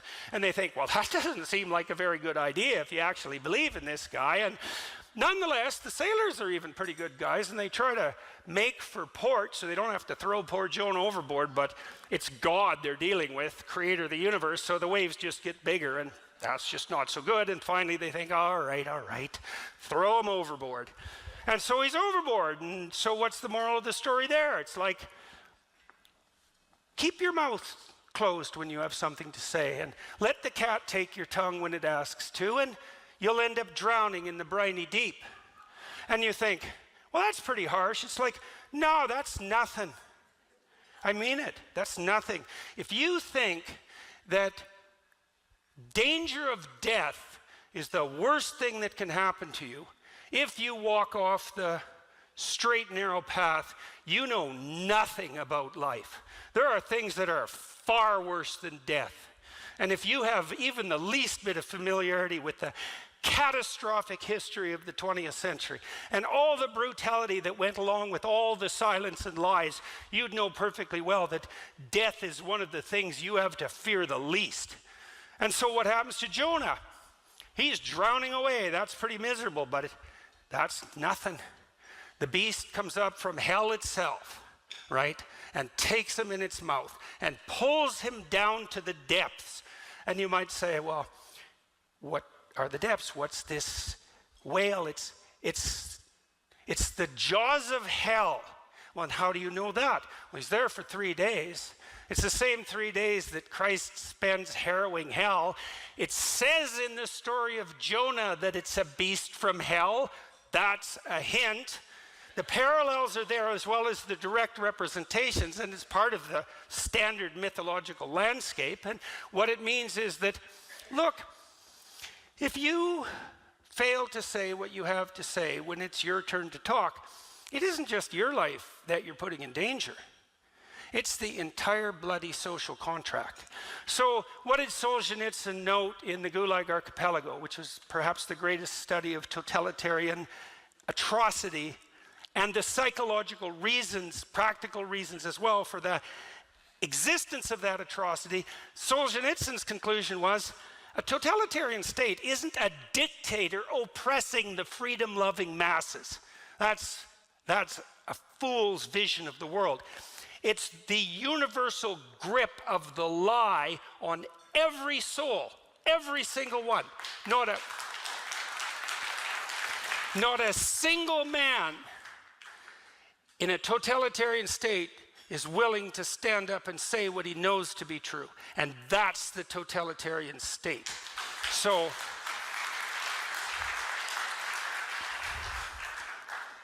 what happens if you don't say what you have to say?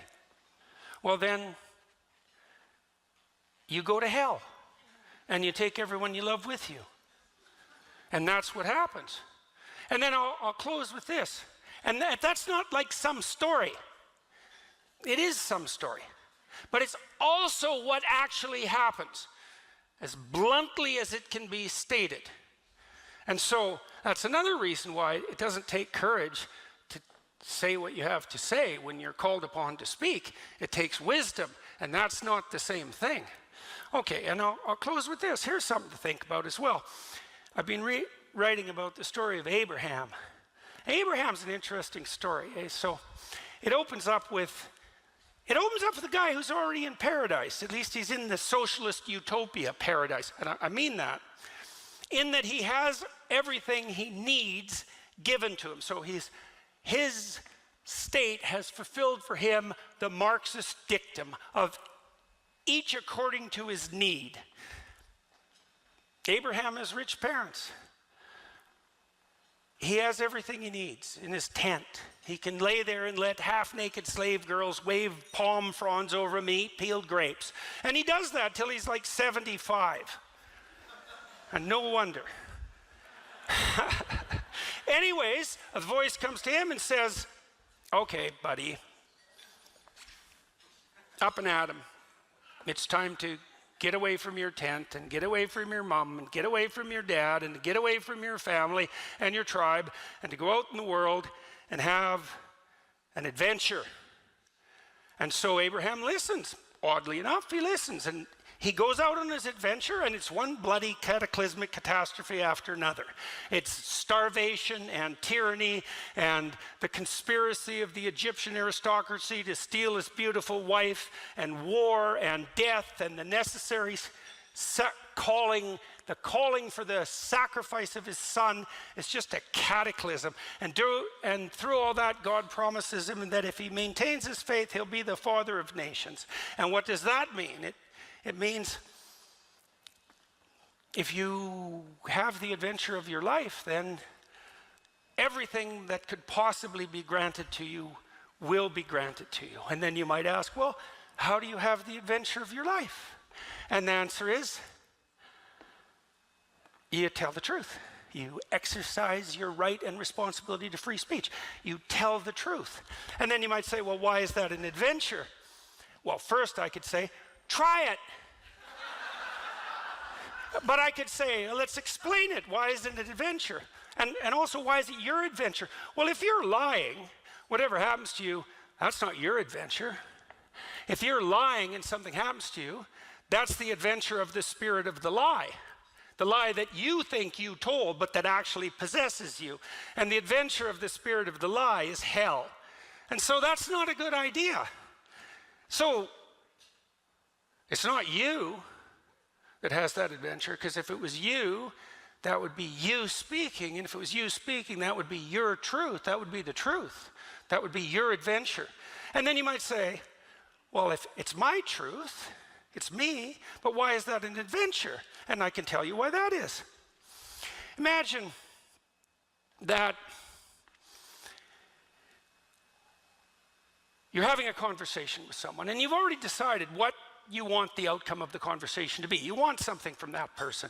You want them to sleep with you. You want them to give you money. You want them to admire you. You want them to think you're beautiful. You have some instrumental goal in mind, and maybe it's even a somewhat noble goal, but it's instrumental. You craft your words so that you manipulate the situation, so that you obtain from the person you're communicating with, the crowd you're communicating with, what it is that you want.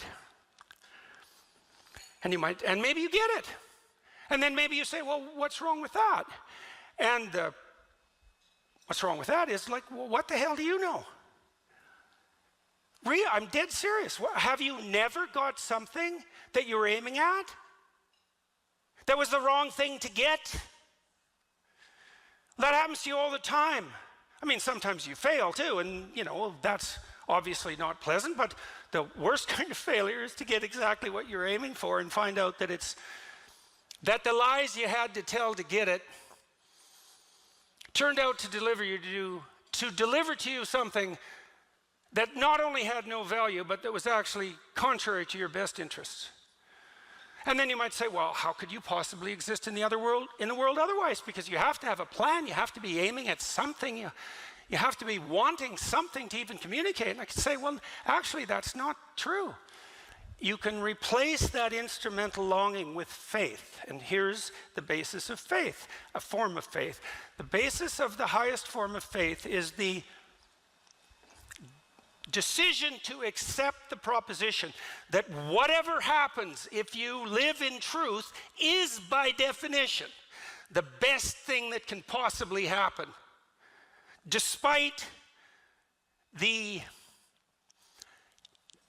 your inability as a consequence of your limitations to have the wisdom to see that. And it's a statement of faith, because there's no way of demonstrating the validity of that proposition before enacting the hypothesis. You have to commit to it. Well, let's make it practical.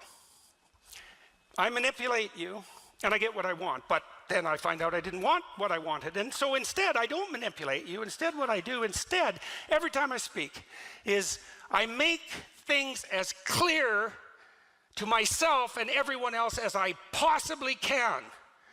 Right? And let the devil take the consequences. And so what's the consequence of that? You have no idea what's going to happen next. right? You throw caution to the wind. You have no idea. You think, well, I better not say that because this might happen. It's like you just have to let that go. It's like, no, this is the thing to say now. And whatever happens, bring it on. Well, that's an adventure, right? That's an adventure. And if you do it enough, then you have the adventure of your life. And then, if you have the adventure of your life, it's so bloody interesting and so engaging and so exciting that it justifies the misery of your existence.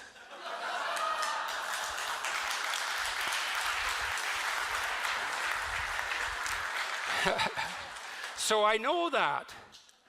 And that's why I say what I have to say. And that's why I said what I had to say tonight. And so, thank you very much.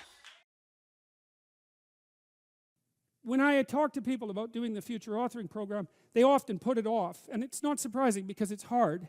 But it's more than that. They think, well, I don't know how to write. I'm going to do a bad job. I don't really like assignments. I'm going to have to do it perfectly. I need to wait till I have enough time. And like one of those is enough to stop you cold, and all 5 of them, you're just done. And so I tell people, do it haphazardly, a tiny bit at a time, and badly. Because you can do that. I tell my students when they're doing their thesis, master's thesis, write a really bad first draft. And then we have a little conversation about that, because they don't think I mean that. Because it sounds like a cliche in some sense. It's not a cliche. It's not a cliche at all. It means you're a terrible writer, but if someone put a gun to your head and said, you have to have your 100-page thesis done by next Monday, or I'll shoot you, but I don't care how terrible it is, you would sit down and write it. And the thing is, then you have it, right? Then you have something, and then you can fix it. You can iterate and fix it. That bad first draft, that's the most valuable thing, and so that's what you need. You need a bad first draft of yourself. And there's an idea that Jung developed about the trickster and the jester, the comedian, right? That the trickster is the precursor to the savior. That's one of the things I learned from Jung that was just, it's so unlikely. You'd never think that. It's so amazing that that might be the case. But the satirical and the ironic and the troublemaker, the comedian, the fool is the precursor to the savior. Why? Because you're a fool when you start something new. And so if you're not willing to be a fool, then you'll never start anything new. And if you never start anything new, then you won't develop. And so the willingness to be a fool is the precursor to transformation. And that's the same as humility. And so if you're going to write your destiny, you can do a bad first job. You're going to get smarter as you move forward. That's the thing, is that, so something beckons to you. That's what happens here. Maybe the star that Geppetto wished on was the wrong damn star. But at least it was a star, right? At least it was in the sky. At least it moved him forward. And so you say in your life, well, something grips you and fills you with interest. And you think, well, should I do that? And the answer is, if not that, then something. What if it's a mistake? It's a mistake. Rest assured. What do you know? You're going to stumble around, right? And what's going to happen is this. You're going to not stay in stasis. You're not going to wander around in circles. And I see people like that. They said, well, I never knew what to do, and now I'm 40. It's like, that's not so good. That's not so good. And you might say, well, and there is a literature, too, that suggests that people are a lot more unhappy when they look back on their lives about the things they didn't do than they are about the mistakes they made while they were doing things. And so that's really worth thinking about, too, because there's redemptive mistakes. And a redemptive mistake would be a mistake that you make when you go out and try to do something. You know, you think, okay, I'm going to try to do this. When you're not good at it, you make a bunch of mistakes. It's like, what's the consequence? If you pay attention, is you're not quite so stupid anymore. That's the thing, is you've been informed by the results of your errors. And so what happens is you follow the beacon, you follow the light. And you're blind, so you don't know where the light is. It's dimly apprehended only, and you're afraid to follow it. But you decide to take some stumbling steps towards it. And as you take stumbling steps towards it, you become illuminated and enlightened and informed because of the nature of your experience, because you're pushing yourself beyond where you are, and you're going into the country that you have not yet been in. and you learn something. And so what happens then is the star moves.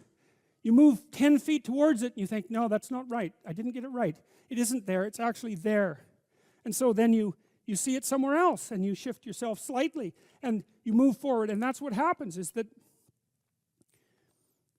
you continue as you change. The thing that guides you forward moves, right? It's like God in the desert in Egypt, the pillar of light that you're following. It's moving.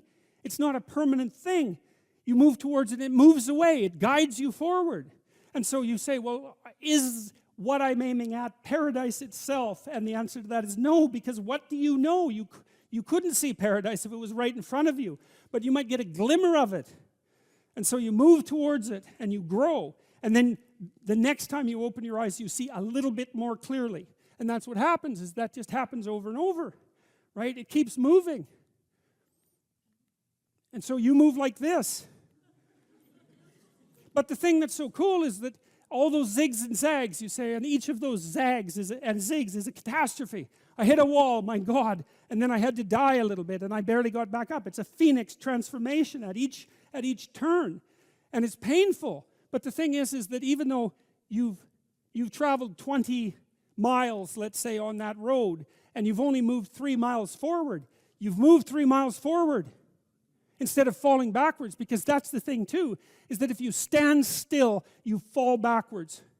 You cannot stand still, because the world moves away from you if you stand still. And there's no stasis, there's only backwards. And so if you're not moving forwards, then you're moving backwards. And that's more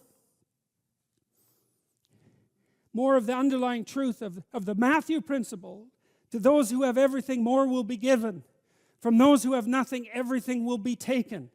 It's a warning. Do not stay in one place. Well, as you zig and zag, maybe the cataclysm of each transformation starts to lessen. There's not so much of you that has to die with every mistake. And maybe you end up oriented at least reasonably properly.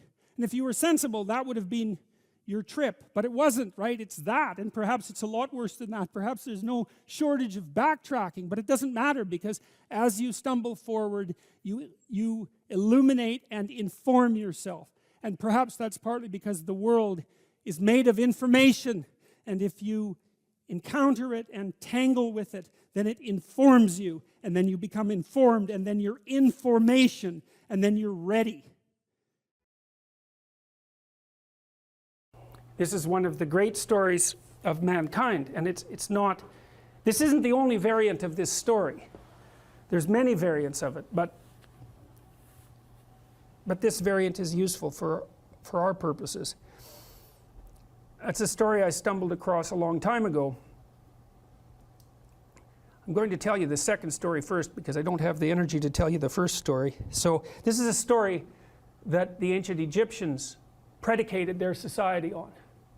And to understand this story, the first thing you have to know is what the characters were. And these characters were gods. There's 4 of them.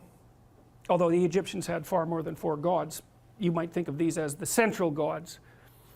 And you might think, what is a central god? And then you might think, well, imagine that the gods compete for dominance across time in people's imaginations.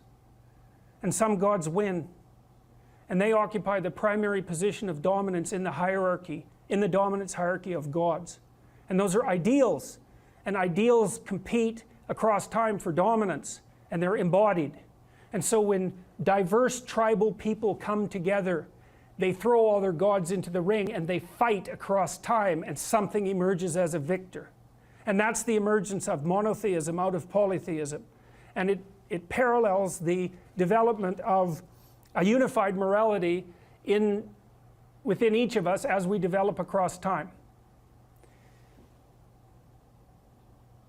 And the God that emerges as dominant across time bears a substantial resemblance. Imagine you have a set of gods in this locale that are competing across time, and something emerges as dominant. And then over here you have another set of gods that compete across time for dominance, and something emerges. You'll see major commonalities across the 2 things that emerge. And the reason for that is because the emergent the process of emergence that gives rise to both of them is similar in both situations. And that's part of what accounts for the cross-cultural similarity of high-order religious ideas. All right, anyways, you need to know the characters. Osiris. Osiris is the old king. He's Dumbledore for all intents and purposes. He's the old king. He's the spirit that established the Egyptian state when he was young. He was a great hero, but now he's old. And he's archaic and he's willfully blind. That's Osiris. He has a brother, Seth. Seth is Set, and Set is Satan, because the word Satan comes from the word Seth and Set via the Coptic Christians. So he's a precursor to the Western idea of Satan. You have Isis. Isis is queen of the underworld, and Isis was the goddess of a religious structure that prevailed across thousands and thousands of years. Isis.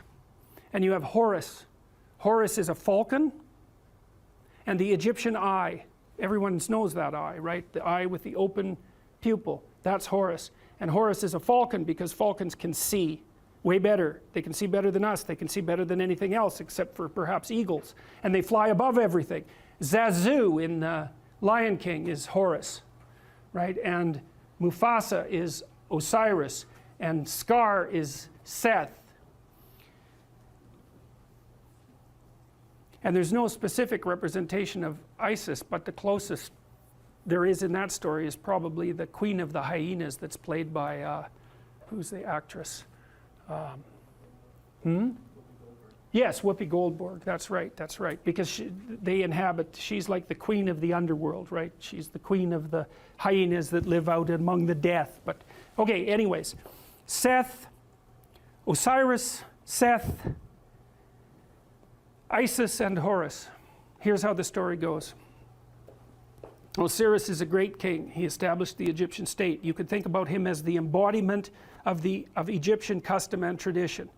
You could think about him as the thing that the pyramid represents, all right? But he was great when he was young, but he's not young anymore. He's old, and he's willfully blind. And what that means is that he doesn't see what he could see. He refuses to see what he could see. Why is Osiris old and willfully blind? Because that's what culture is. It's a paternal spirit that's old and willfully blind, and it's always that way, always that way. And the reason for that is because it's a construction of the dead. The dead aren't alive. They can't, so they're out of date, and they can't update themselves anymore. And you inhabit their corpse, and that's actually what happens in an earlier story that I'll tell you next week. The early Mesopotamian gods inhabited the corpse of their father, roughly speaking. Anyway, so Osiris was great and when he was young, but he isn't young anymore. He's old and he's willfully blind. He won't look where he knows he should look. He doesn't have the energy, or maybe he doesn't have the spirit.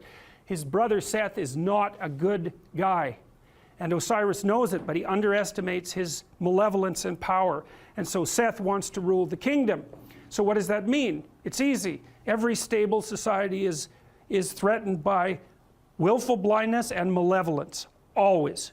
Every bureaucracy has that proclivity to stagnate and to become blind. That's why corporations die all the time. That's why a Fortune 500 company only lasts 30 years. It's why we have to have elections. It's to stop the dead from staying in control for too long. Osiris turns a blind eye to Seth. Seth is happy about that. Same thing happens in the Lion King, roughly speaking. Seth one day waits for Osiris to make a mistake and to be weak, and he attacks him and he chops him up into pieces. And he distributes the pieces across the entire Egyptian state. In fact, the Egyptians regarded their provinces as pieces of Osiris's body.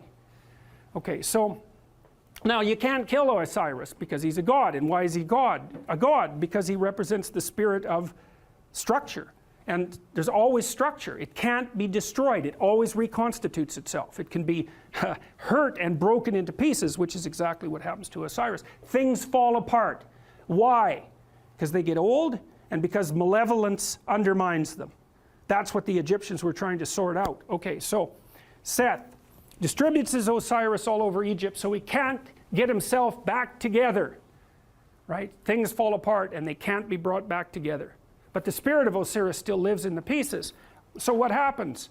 Order is demolished. What would you expect? Chaos emerges. That's Isis. Isis is queen of the underworld. She's Osiris's wife. Order and chaos, just like the yin and the yang. Order collapses, up comes the queen of the underworld. She's looking for order. Chaos cries out for order. She's looking for order. She goes all around Egypt trying to put Osiris back together. It's a state of chaos. She finds his phallus. She makes herself pregnant with it. And what does that mean? Well, it means it's like Geppetto in the belly of the whale. That thing has the potential to reemerge. The thing that collapses into its pieces is still alive. It can unite with the chaos and produce something new. That's the story of the dissolution of structure into chaos and then its revivification. Isis makes herself pregnant. She goes back down to the underworld. She gives birth to Horus.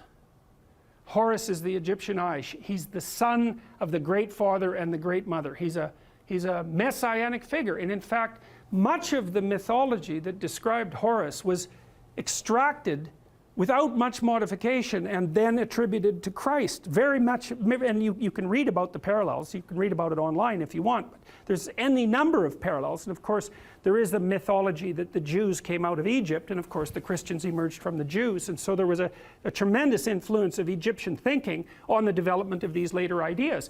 And you see pictures of Isis with Horus on her lap that are virtually identical in content and form to the later pictures of Mary with the infant Christ. And that's the holy mother of God in the hero. It's not a Christian motif.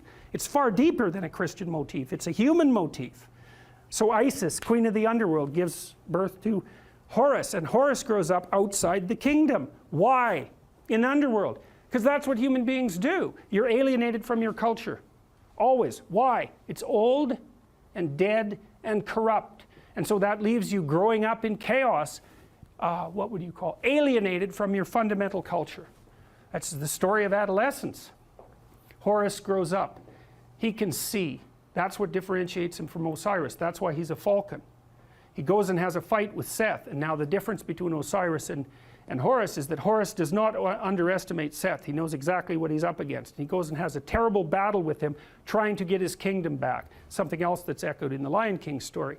And while Horus and Osiris or Seth are fighting, Seth tears out one of his eyes. Now why?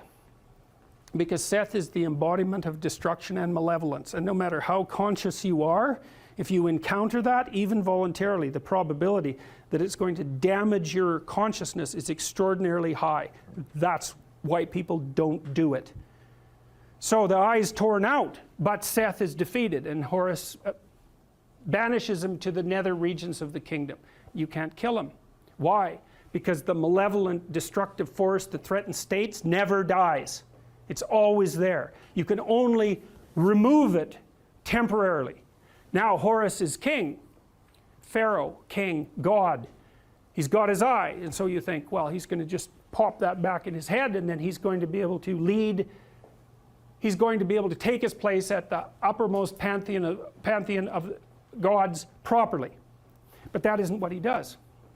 He takes his eye and he goes back to the underworld, just like Pinocchio going into the depths to rescue Geppetto. And down there is the spirit of Osiris, who's extant as a kind of half-dead ghost. And he gives Osiris his eye. Now Osiris can see. So what does that mean? You go down into the chaotic, when threatened by malevolence, even to the point of damage to your consciousness. You go down into the chaos and you find the dead spirit of your tradition and you give it vision.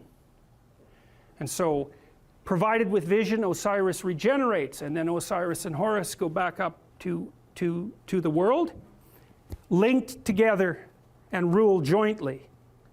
And the Egyptians believed that the pharaoh, who had an immortal spirit, was the embodiment of the conjunction of Horus and Osiris. And that's what gave him sovereignty. And so you think about how brilliant that is. The Egyptians are trying to puzzle out who should lead, who should be pharaoh, and what do you have to be if you're going to be pharaoh in order for things to work. You have to be awake to malevolence and chaos, and you have to embody your tradition. And that puts you at the highest pinnacle of the dominant structure. And that's the same as, it's the same thing.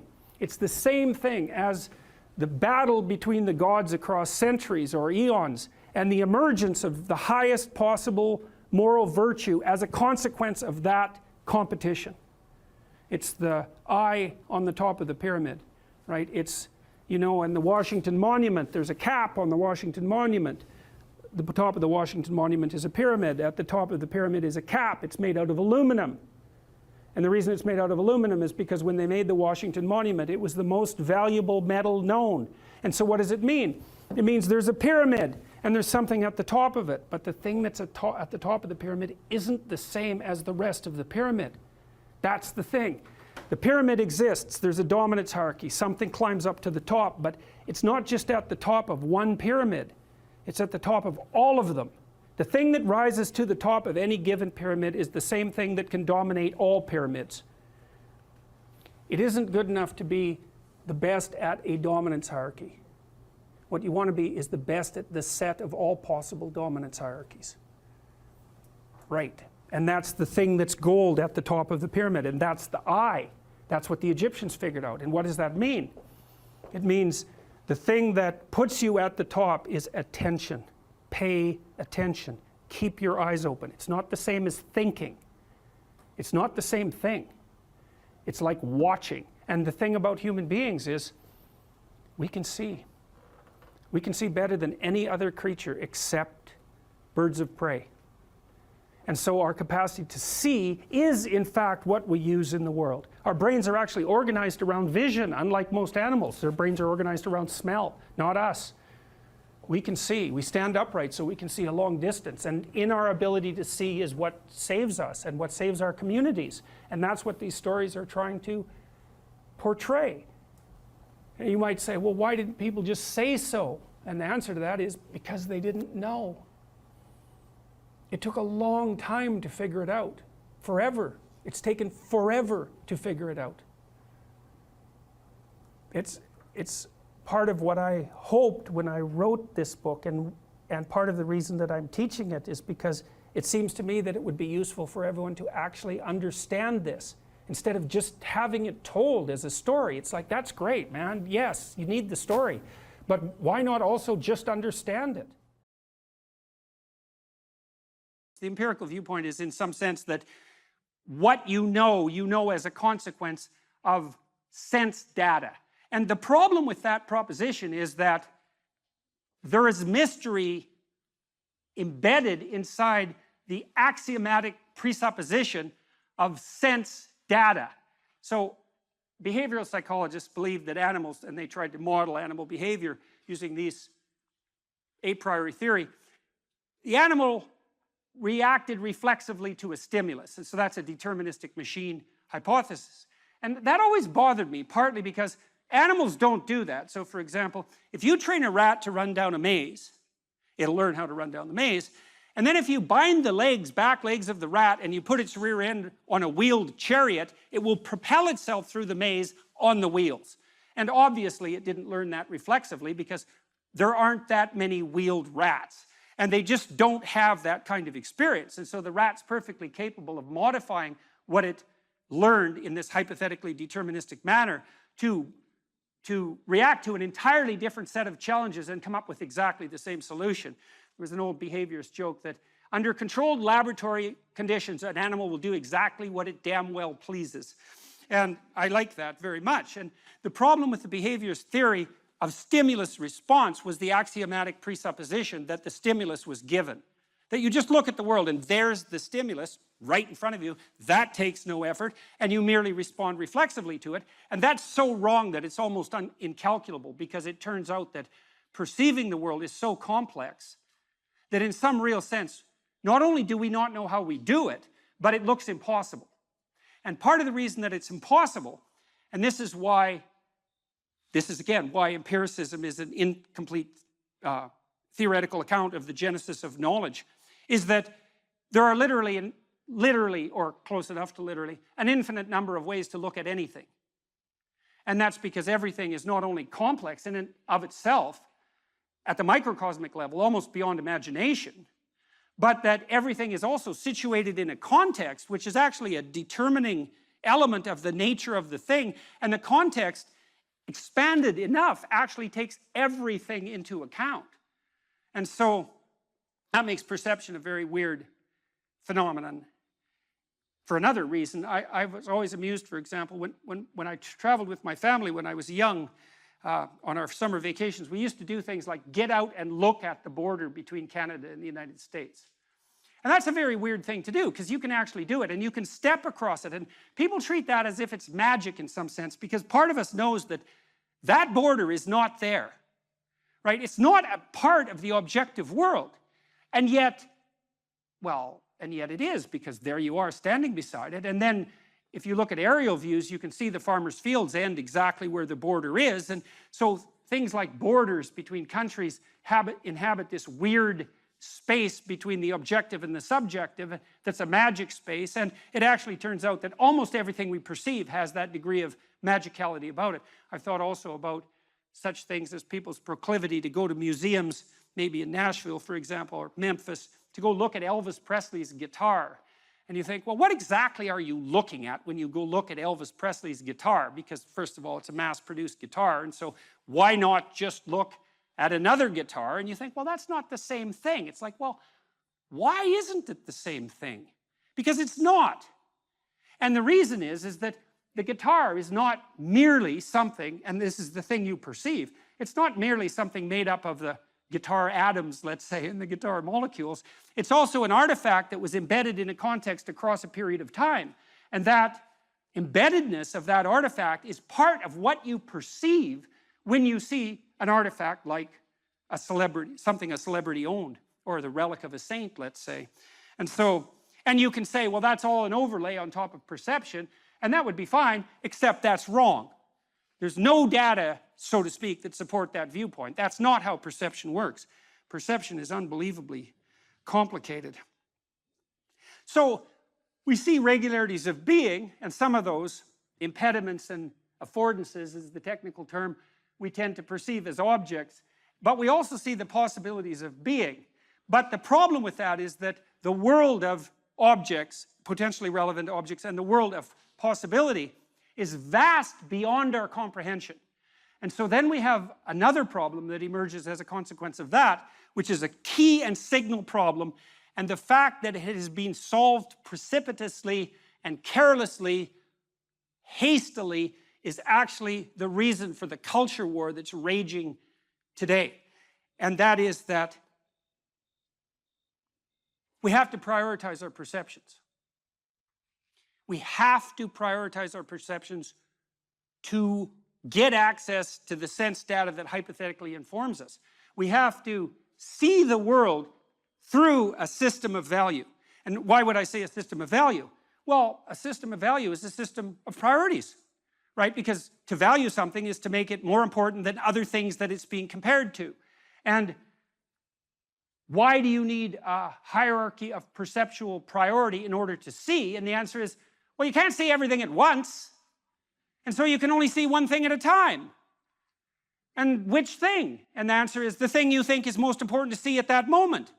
And then the question is, well, and this is the question, why is that the most important thing to see at the moment? So imagine, this is true in the auditory domain, in the tactile domain, all sensory domains. And you think that perception is a passive action and that we act upon the consequences of our perception, and this is just not true at all.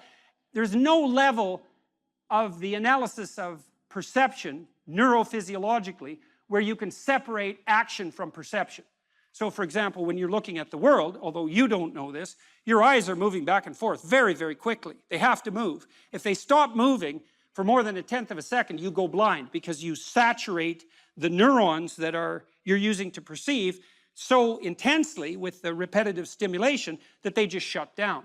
And so at a micro level, your eyes are vibrating like mad, and then there are saccades above that that are still unconscious, that are less rapid and wider, and then voluntarily, you have voluntary eye fields in the frontal cortex, you move your eyes voluntarily to point to what you want to see, and you do that because the center part of your vision is exceptionally high resolution.